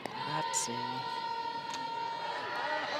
But couldn't stick around because that's next Saturday, so a week from today, the SEC final, and then the selection show is a week from tomorrow. The mayhem is underway. Started on May 1st, of course. 5 of the top 10, including Oklahoma, lost yesterday.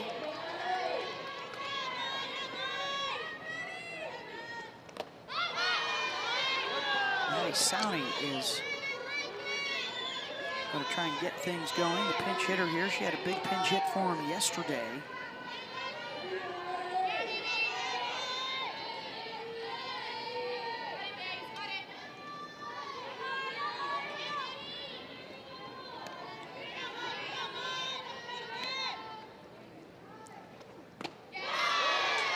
Aggies were down 4-zip in game 1. And then rallied for that big 5-run 6th inning to come back to win it.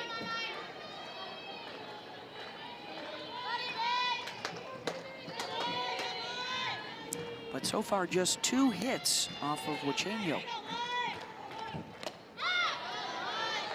When we talked to Jen Rocha before the game, we asked her, you know, about Huachenio. Was she worried? Because yesterday she didn't record an out, gave up hits, gave up runs, and she said, you know, we went back and looked at it. The exit velocities, the balls weren't hit hard. They just had CNIs, and, you know, they felt confident they made some little adjustments that she'd have a strong outing today, and she has so far.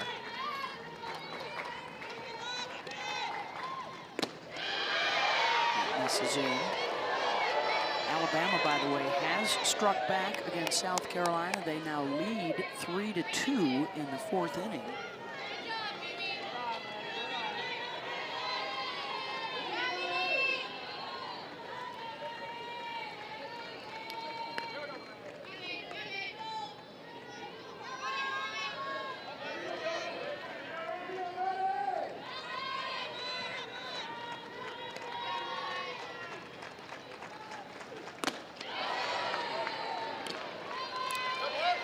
To your point, Beth, about South Carolina, Alabama. I mean, South Carolina, lower part of the conference, above 500, but it just shows the depth and the length of this conference that you're going to be in a competitive game no matter who you're playing.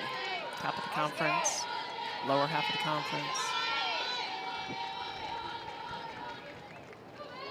Yeah, last year, 14 teams got into the tournament, 5 at the World Series. It ties a conference record.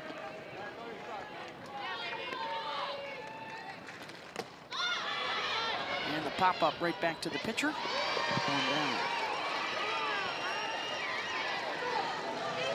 Got a few teams down at the bottom of the standings that may be flirting with a 500 record. That is also a must-have in order to get invited to the NCAAs. So there may be some teams in Lexington next week that have to win a few games just to let the selection committee consider their resumes. Yeah, absolutely. There are others that are on the super regional host bubble. I mean, even Oklahoma, their RPI is down to 7 this morning. And then hosting a regional really may come down to Texas A&M, Georgia, Mississippi State. Yep. Huge win today for Georgia. They take 2 or 3 from Florida. Puts them back in the picture. get over the head of the shortstop Garcia out in the left. Base knock for Vrajel.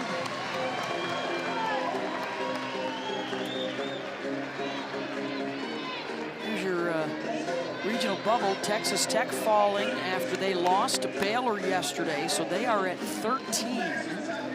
Here you see Texas A&M, Georgia, Mississippi State all in the mix. When you line up the RPIs, by the way, that would be Texas Tech at the 4 seed, which right now would be Nebraska. Oh, Wells crashing through the gate.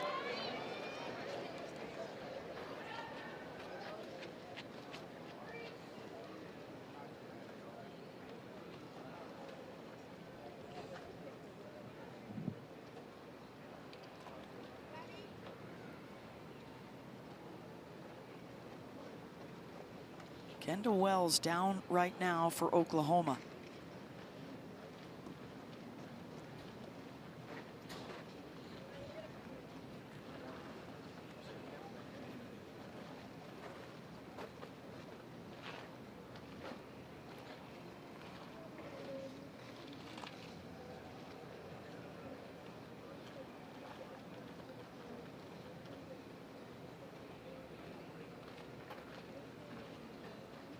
Kendall made a diving play for a foul pop-up and crashed into that swinging gate at the top of the Texas A&M dugout.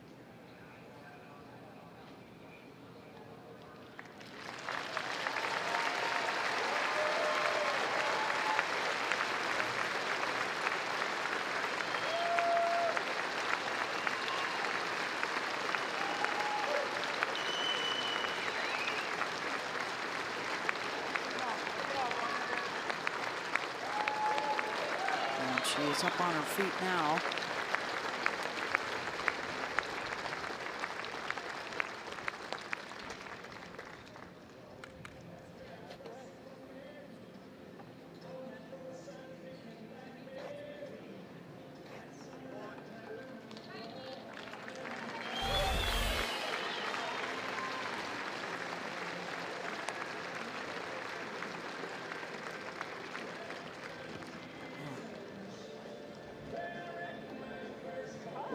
Going hard after that ball and goes off the top of the gate, but then she flies into the gate. I'm going to take her back into the dugout. It looked like initially they were looking at her hand, may have scraped her hand, and there might have been some blood. I don't know if they will just tend to that and give her a chance to return here.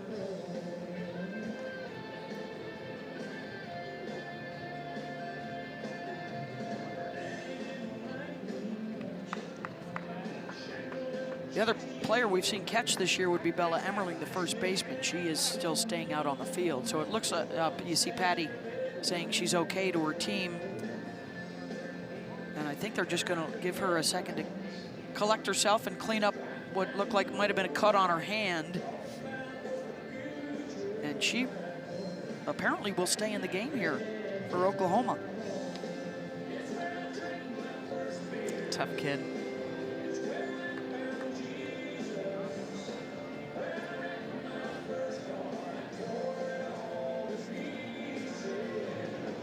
Well, that's a good sign there. The Sooner coaches, Patty and JT, smiling and having a laugh. So that would, I think, be a good signal that Kendall's going to be okay. And she's back out there to say hey to her teammates. And a nice round of applause and some cheering from the entire crowd.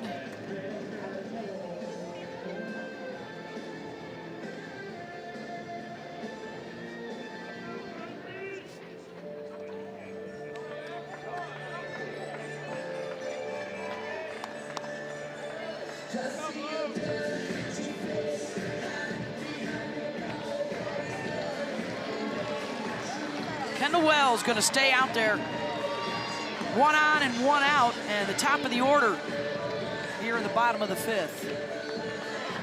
Texas A&M. Look at her immediately talking to Barker, Emmerling, saying, watch the bunt, especially Barker, who's going to pull in. Emmerling will be back.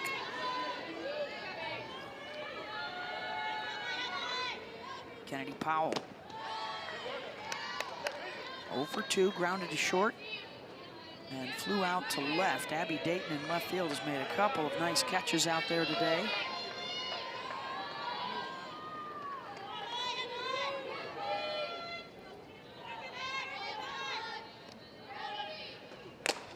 Powell gets a hold of one. Deep and back and gone.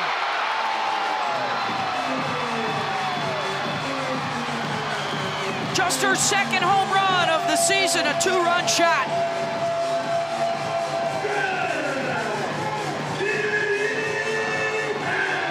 When you think Kennedy Powell, you're thinking a 420 average, you're thinking base hits, you're thinking doubles. Just 1 home run on the year. She doubles that number. Her second home run of the year, getting a pitch up in the zone that she's able to bash out of the park. Rise ball on the outer half that is not up. You can see the load, that way she's just balancing on that back leg. And look at the way she just dives into this pitch and drives that out of the yard. How about an exit velocity of 72 miles an hour? Driving that ball 230 feet beyond the fence. Her first home run since February 13th, the second week of the season. And it's a 1-run game, and Jen Rocha looking to make a pitching change.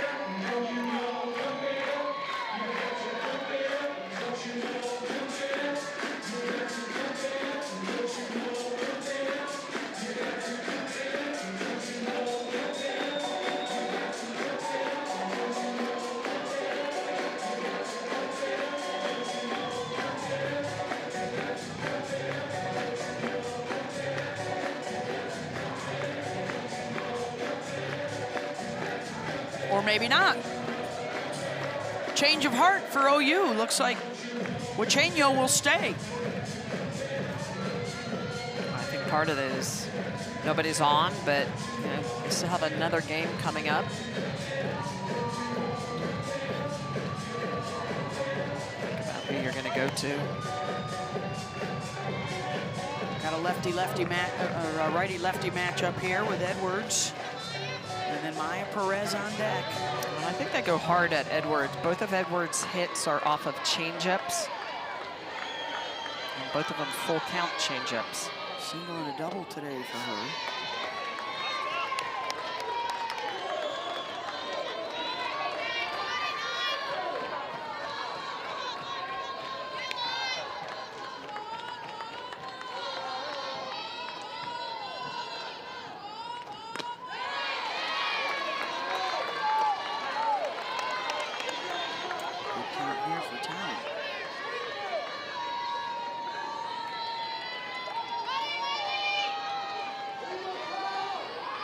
She's 3 for 3 against Huizenga in this series.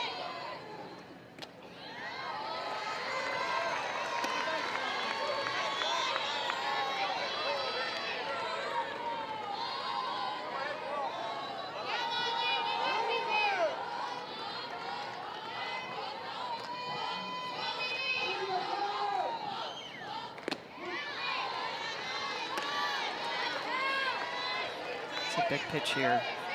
Got Maya Perez on deck. Who's reached in every game this year. The only D1 athlete to have done that.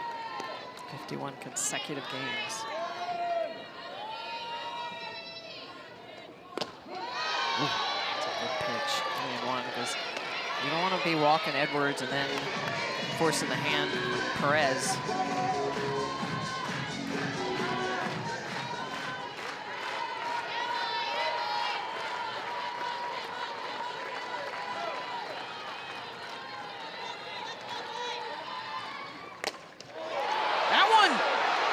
Sent deep and gone. Back-to-back home runs to tie the game.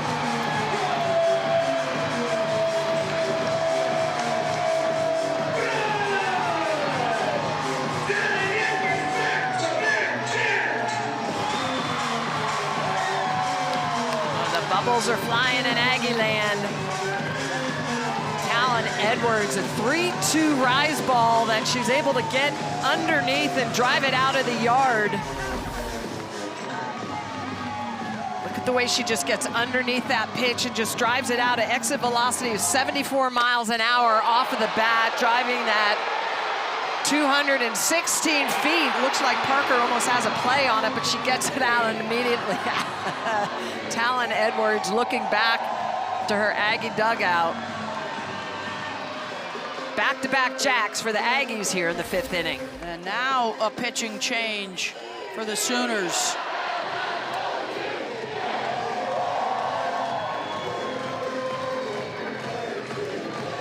If there's one aspect of OU this year that you point to that could be problematic, it is the highest ERA in school history. And now their ace starter, Audrey Lowry, will come in out of the bullpen.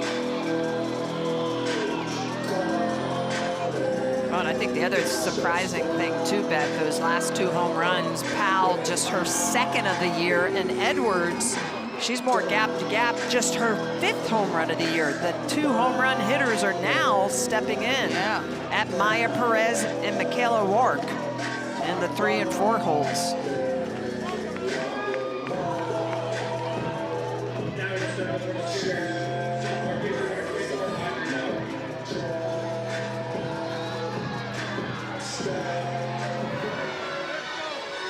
Say back-to-back jacks for the Aggies, you typically think Perez and Wark. These two.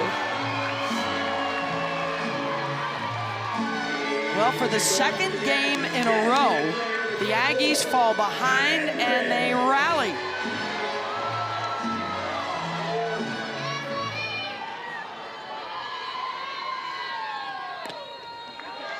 Trying to keep their hopes alive of a piece of an SEC championship. They need to sweep the doubleheader today, and they need Alabama to lose. Oh, they're going well off the plate. It'll be interesting to see if they're even going to try to give Perez anything. And those 2 curveballs non-competitive, and Wells set up so far outside. You can see how they're not even pitching to her. Well, they intentionally walked her in the 3rd, and Wark popped up behind her for the 3rd out of the inning.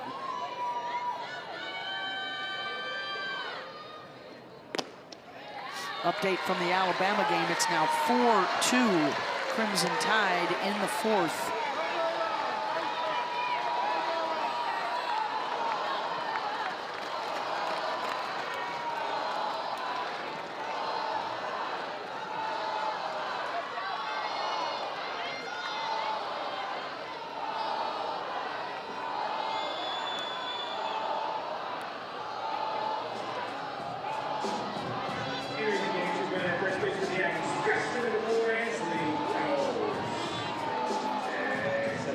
Gross is the pinch runner.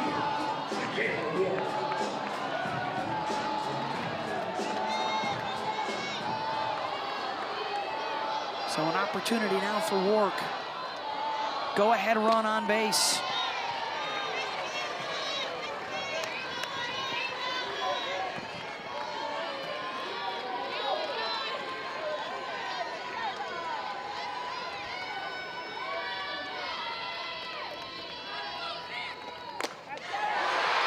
Slashes that one the other way. Parker fighting it the whole time, makes the catch. And the runner Gross advances to 2nd. That ball is hit hard, but that's a good defensive play by Ella Parker in right field. Outstanding base running by Gross to tag up on that.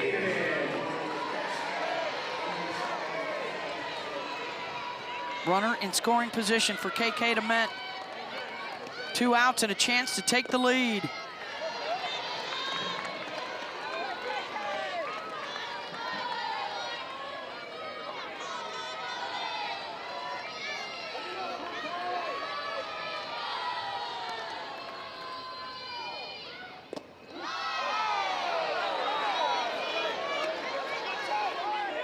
In for a strike. 1-1. KK's 0 for 2.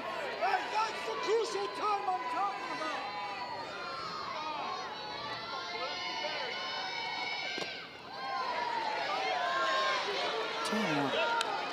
Rally started with the number 9 hitter, Frankie Vrajel. The single, and then back-to-back home runs for Powell and Edwards.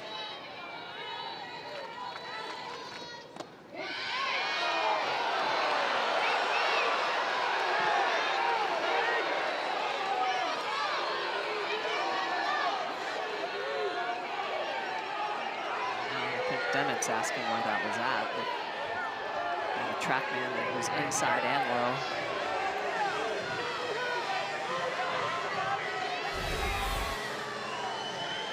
It's his curveball coming inside. That lefty, excuse me, that lefty pitcher. See that pitch diving down a little bit, close to the zone, but it's a good pitcher's pitch.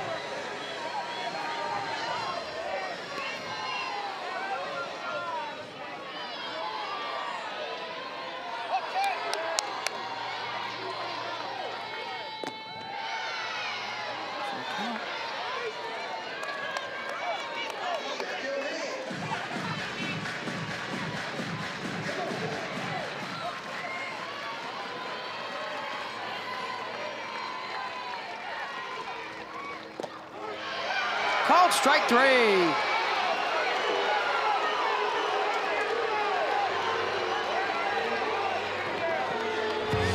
How about these Aggies going back-to-back with jacks? Kennedy Powler, second of the year, and then Talon Edwards, a solo shot to knot up the game at 3-3.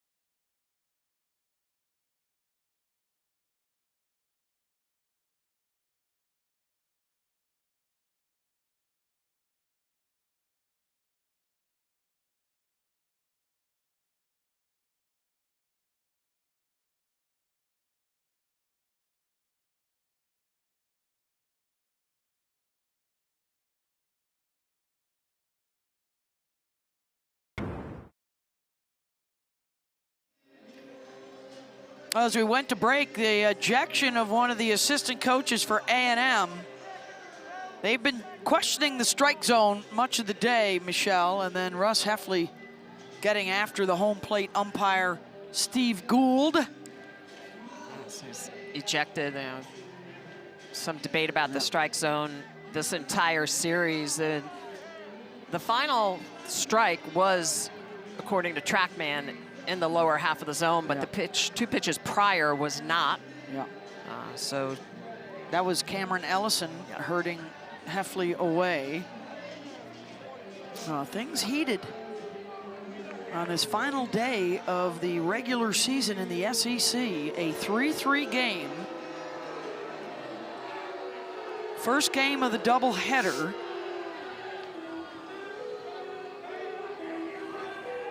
And now a conversation going on between Gould and Tricia Ford, the Aggies head coach, Jeff Harger.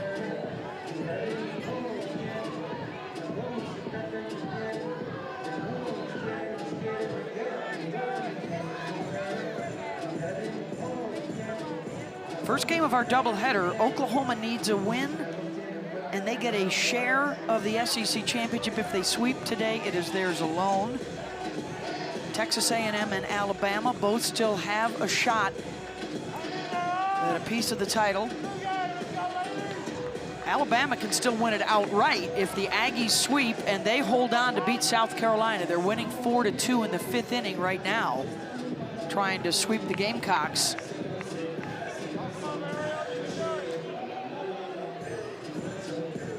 Bet a lot of folks have the multi-cast on, watching yeah, all the devices. It's mayhem. Got to.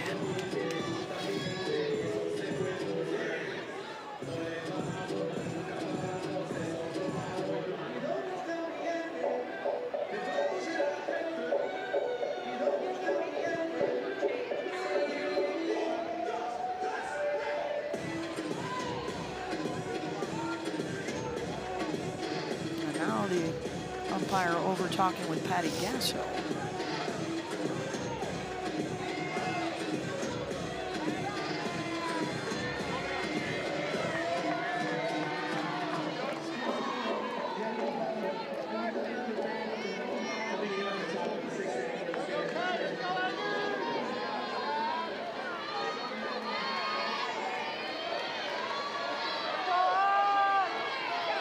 So now we are set to go here, top of the 6th. Isabella Emmerling, 7, 8, 9 due up.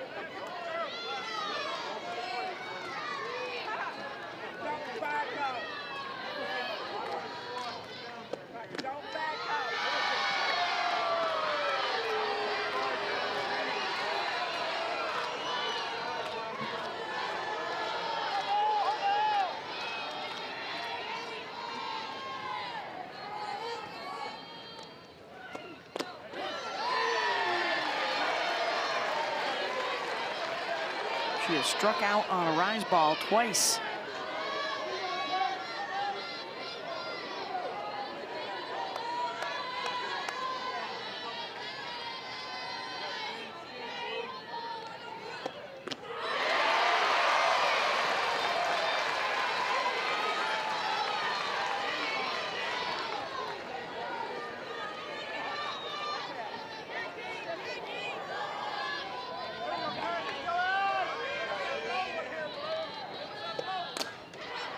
Emmerling goes the opposite way, and on the run is Rosler to make the out.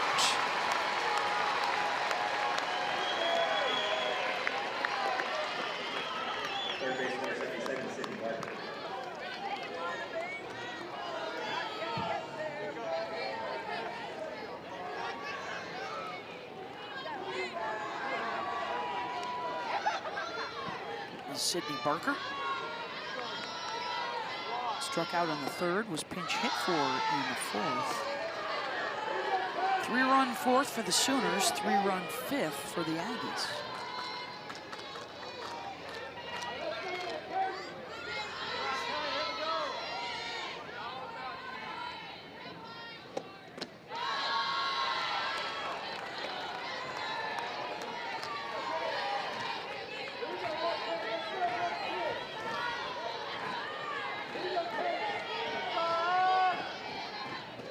Barker, the only Sooner below 300, but she does have a 407 on base percentage. Figures out a way to work herself on base at times.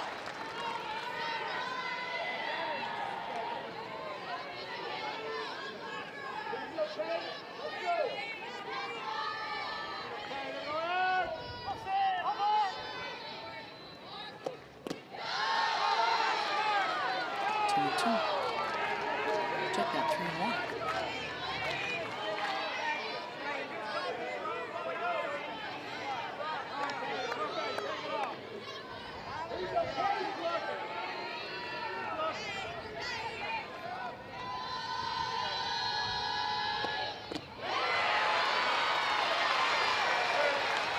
Now full count. This changeup at 56 miles an hour on the outer half.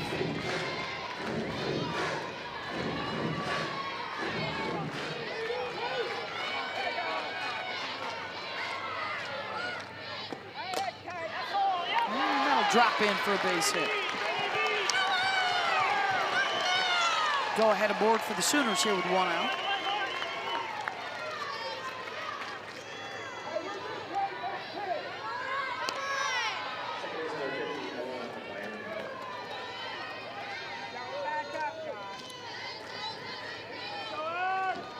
4th hit of the game, and here's Akbayani.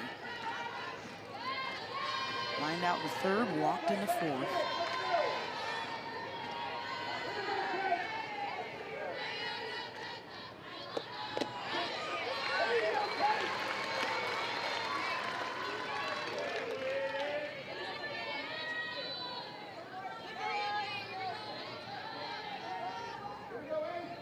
OU just 2 for 11 with runners on base. They've had chances every inning.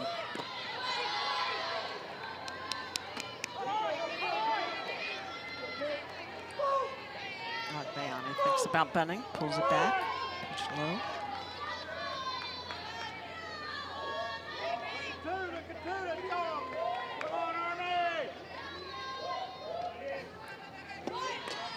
Drops down the bunt, and that hit her. Is she still in the batter's box? Yes.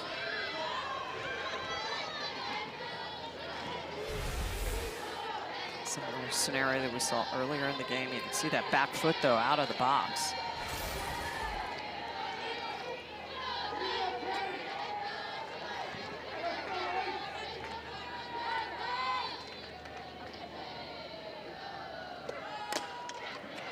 Slow rolled it short. Could be 2. And we'll just get the lead for the 2nd out.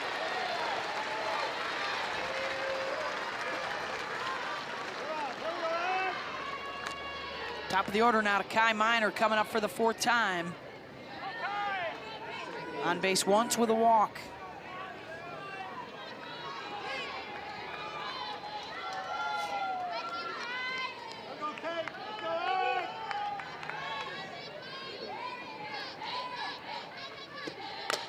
First pitch swinging.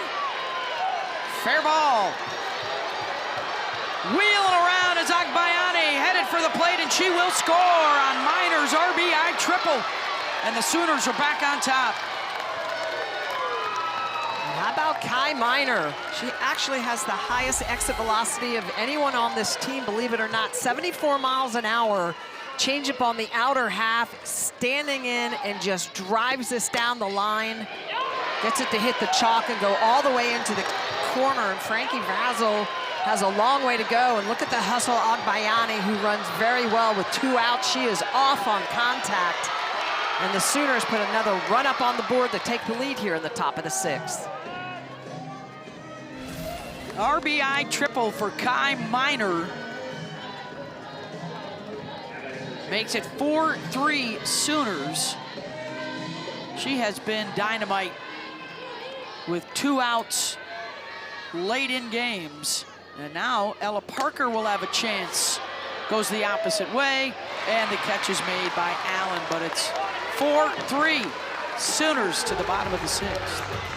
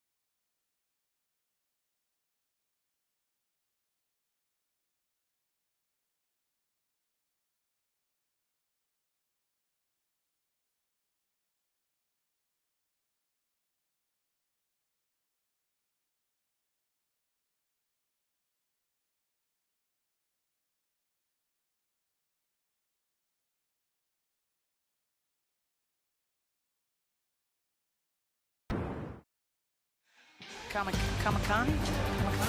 SEC Softball is presented by T-Mobile, America's best network.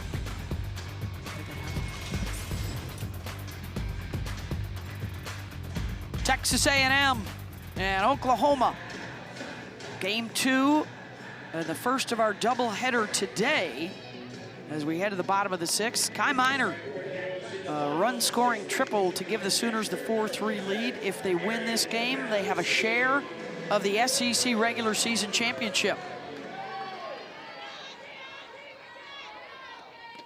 Ariel Kowalewski, 6, 7, and 8. It's the same start to the 5th inning when the Aggies scored their 3 runs.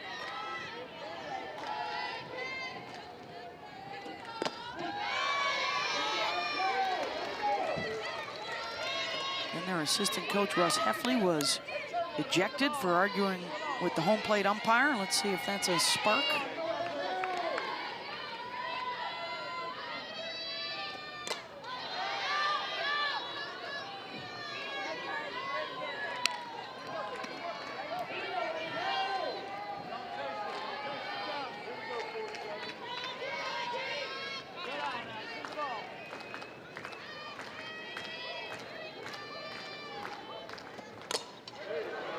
Sends that one out to left center, and the catch is made by Abby Dayton. 1 down.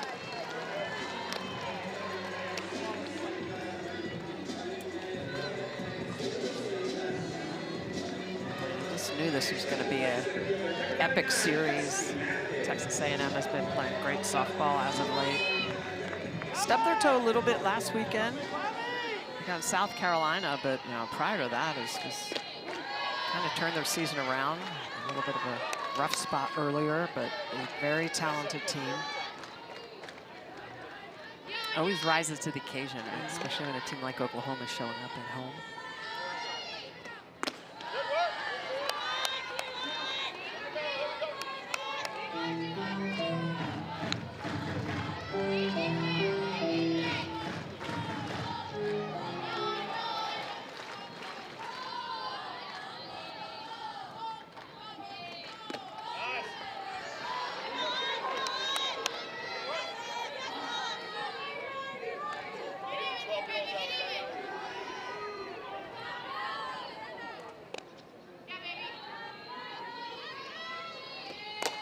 Mathis back up the middle. Tying run aboard.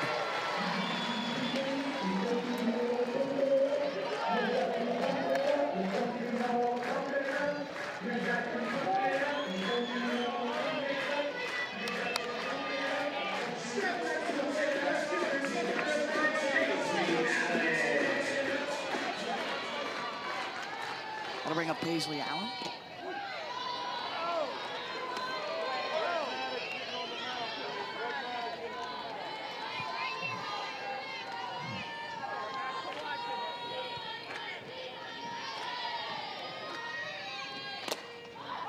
Slow roller to Emmerling. She'll try for the lead runner, and they won't get it. Ball's dropped.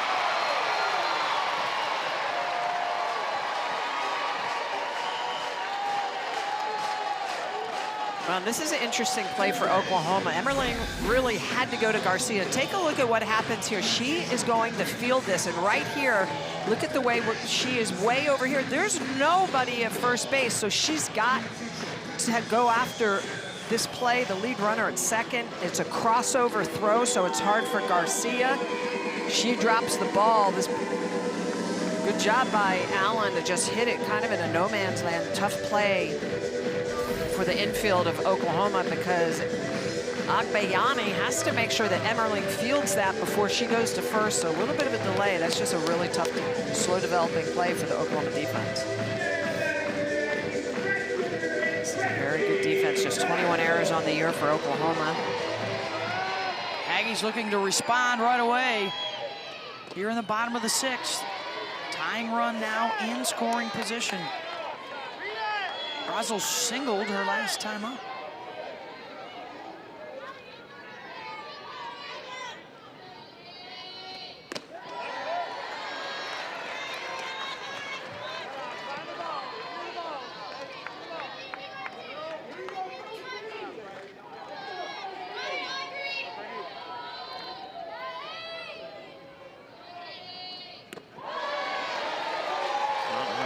4 consecutive lefties for Texas A&M, but Brazel doing a good job in this 9-hole, not biting at anything out of the zone. Has herself in a 3-0 count.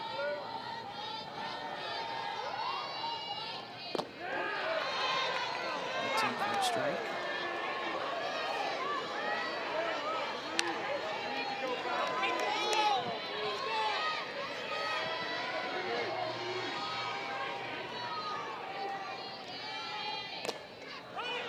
Ground ball to Agbayani over to first. Gets the second out, but the runners move up 60 feet. And here come the home run hitters. Kennedy Powell and Talon Edwards.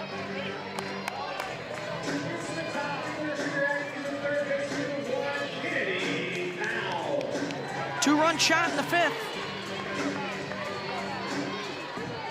Tying run at 3rd, go ahead at 2nd. She brings them both home. Oklahoma's down to its final 3 outs.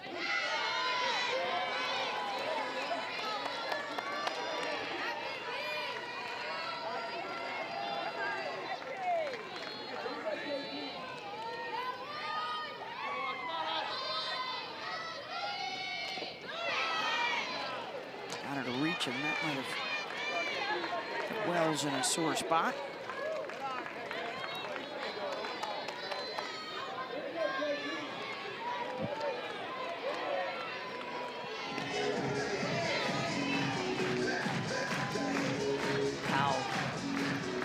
Through the box, more of a slap against this lefty-lefty matchup with Lowry in the circle. Just a 200 hitter against lefties. Swing and a miss. Lowry gets out of it. 1 run, Sooner lead, and Kendall Wells due up in the 7th.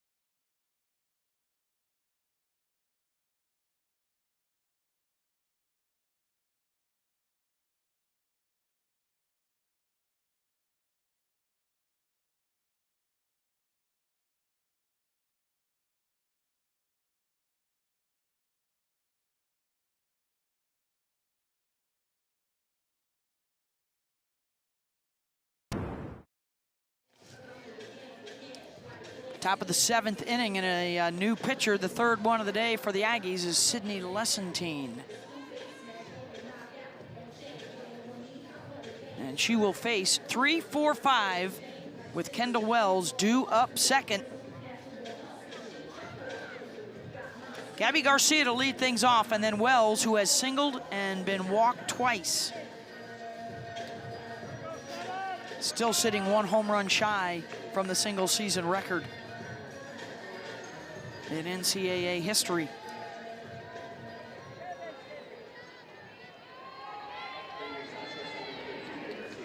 A 4-3 lead for the Sooners. If they hold on and win it, they have a share at least of the SEC championship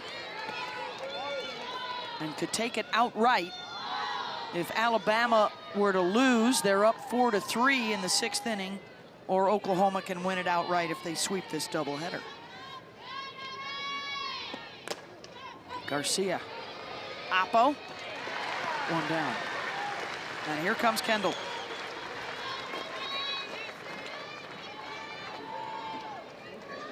All the greats of the game, Smitty, over the years since 1995 have tried to track it down. Laura Espinosa's 37. Stacy Newman, Lauren Chamberlain, Jocelyn Allo. Oh, and they're gonna walk her again. And she apparently won't get a chance to do it in this AB.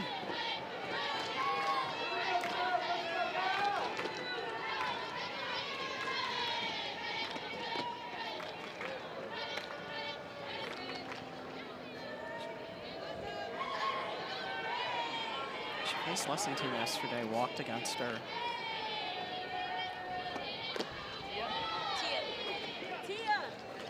Strikeouts yesterday were against Munnerlyn and Peters.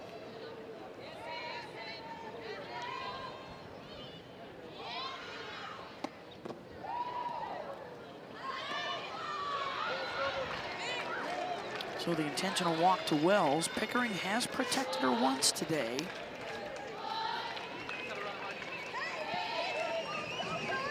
But so far in the series, 5 walks. 3 of those today.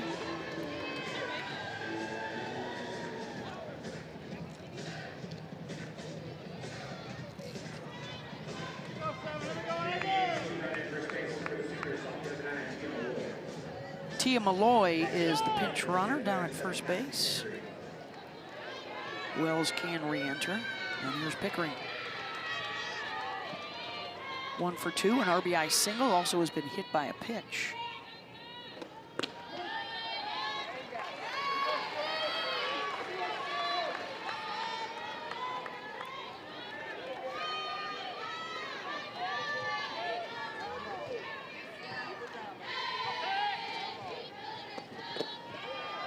Seven free passes today. For the Aggie pitching staff. A hit batter, 2 intentional walks.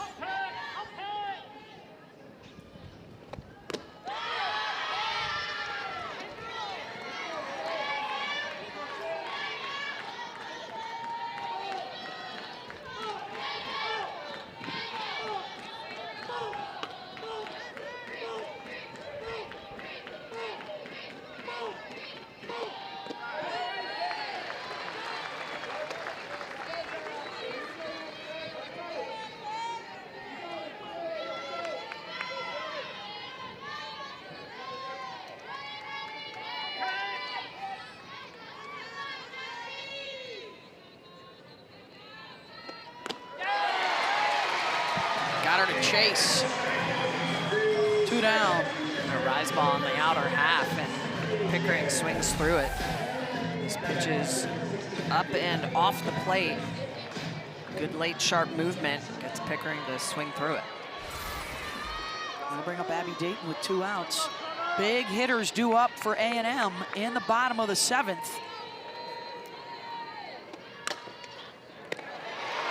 That's one of them right there, Michaela Ward. Can they walk it off and keep their title hopes alive in a 1-run game?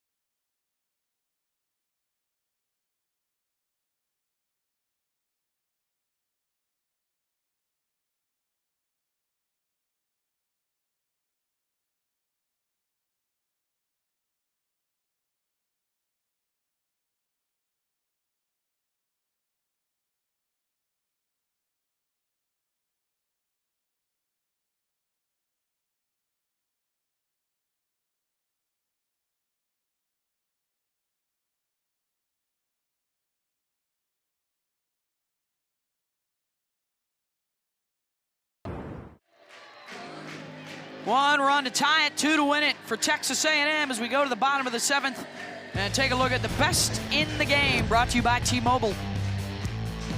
Talon Edwards' pitch on the inner half is just able to drive this out of the yard. Her 5th home run of the year. Getting around Erasbal to knot up the game back there in the 5th. That tied it at 3-3. The Sooners have tacked one on, so it's 4-3 OU. If they get 3 outs, they have at least a share of an SEC championship for the 2nd year in a row. If the Aggies walk it off, they can go for the sweep in game 2 of the doubleheader. Oh, by the way, something that has never happened to the Sooners in Patty Gasso's tenure. A 3-game sweep by an opponent.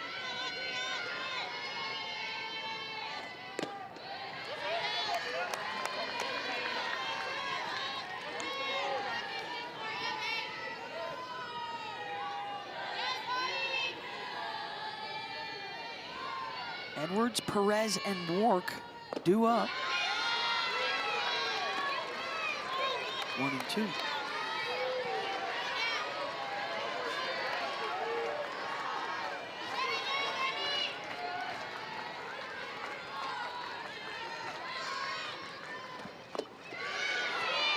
Trying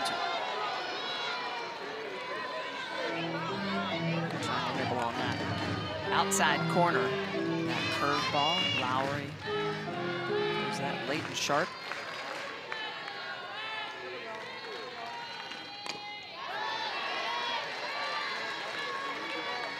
This is where Lowry's tough to lefties because she works that curveball away from you on the outer half and then throws it at your front hip for a backdoor curveball, trying to bend it back on the inner half of the strike zone.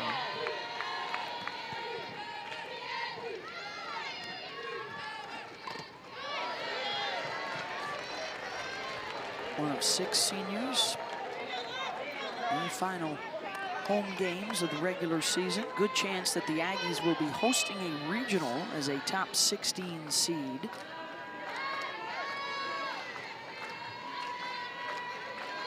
Selection Sunday is a week from tomorrow. Ground ball to Garcia, and they're not going to get Edwards. Tying run on, game winner at the plate with home run power. Maya Perez has 17 on the season. She's been intentionally walked 2 times in a row.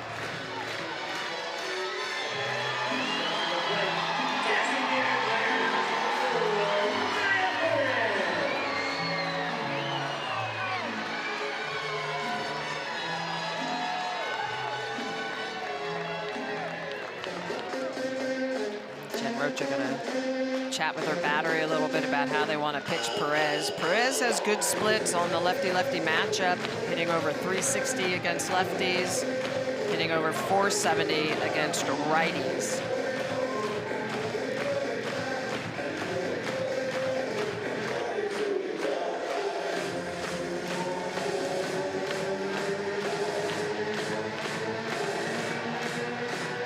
What a matchup. The Oklahoma ace, Lowry, and the All-American slugger, Perez.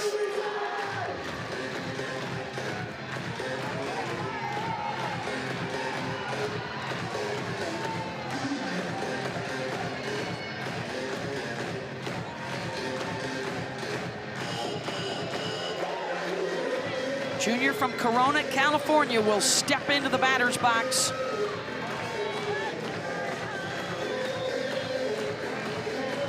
The Oklahoma team that's only given up 6 runs in the bottom of the 7th inning.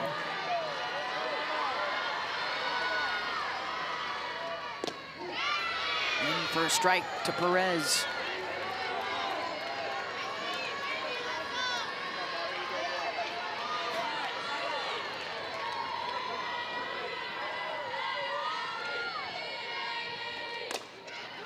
Reaches for that outside to second for 1, over to first. Not in time. But they erased the lead runner, Edwards. 1 down.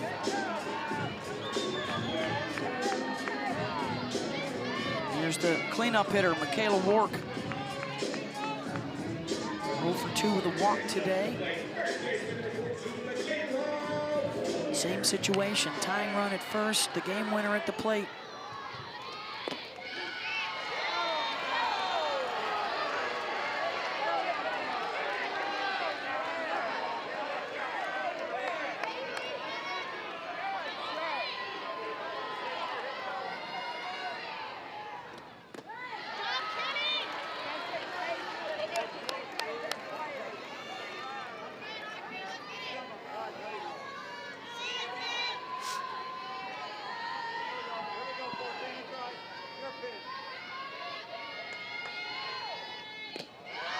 Aggies have already pinch run once for Perez, so they have to keep her on the bases to keep her in the game.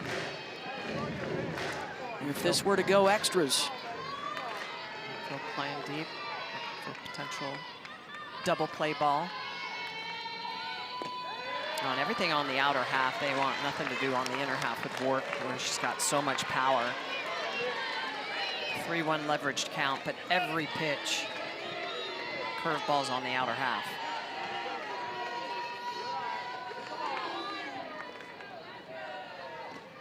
Lowry, driven right to Barker, over to first, double play!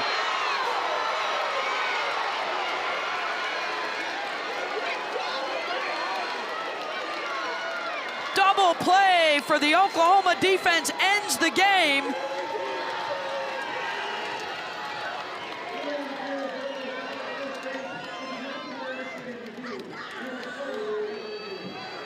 So the umpires call for the review.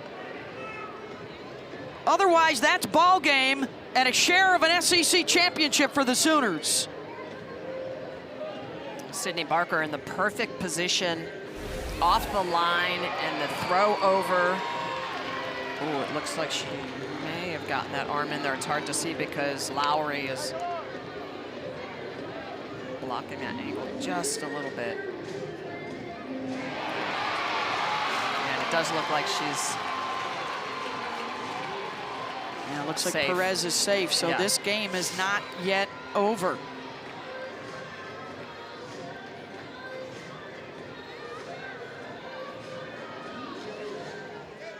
Review the ruling on the field is changed. The runner is safe at first base.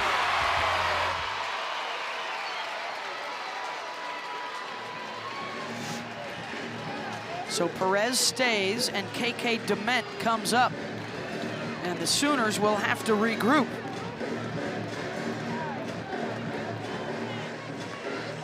As they take a collective deep breath in their huddle. And now find themselves 1 out away from an SEC title.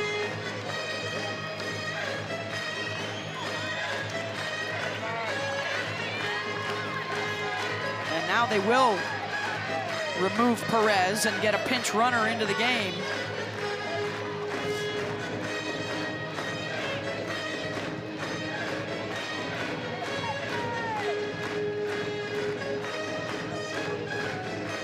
Looks like Scout Lovell.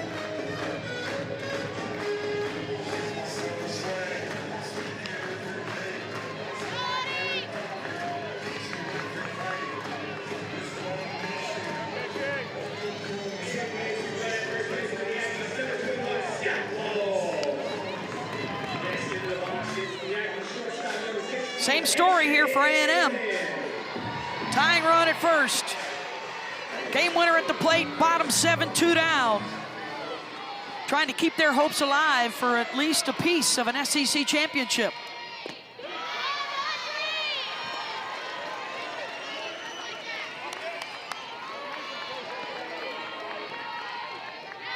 KK is 0 for 3 today.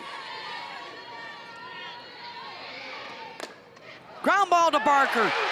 Misplayed, and everybody's safe.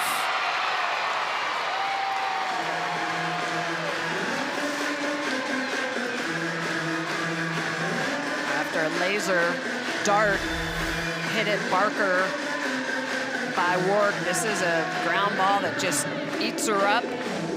No opportunity with that pinch running. Lau was able to get down to second base quickly. Sennett finding herself at first.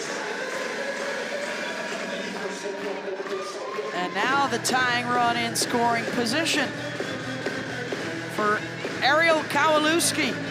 And here's what's at stake. Oklahoma 1 out away from a share of the title. A&M hoping not only for the comeback, but a South Carolina rally as well. They're down a run right now to Alabama in the 7th. First pitch swinging, Kowalewski, and Barker over to first, and that's it. Fair ball game.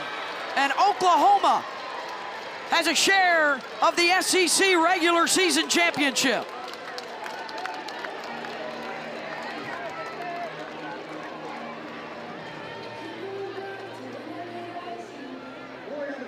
Fair ball. Umpire initiated challenge. The play's under further review. And will Texas A&M be saved a second time? Umpire initiated review. Is this fair or foul? Looks like it's fair. It's hard to tell from that angle. Remember, it's where the ball is. It's where the ball is. Hits in, but is it traveling out? Well, and then that's the third out, is the force out. Barker stepping on the base. Correct.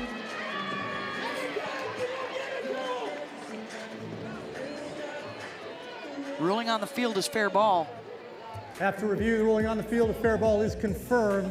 That's the ball game. So the Oklahoma Sooners win it, and they win a share of the SEC in game 1 of our doubleheader. Second year in a row for Patty Gasso's crew, and they can win it outright in our second game coming up at the top of the hour on ESPN.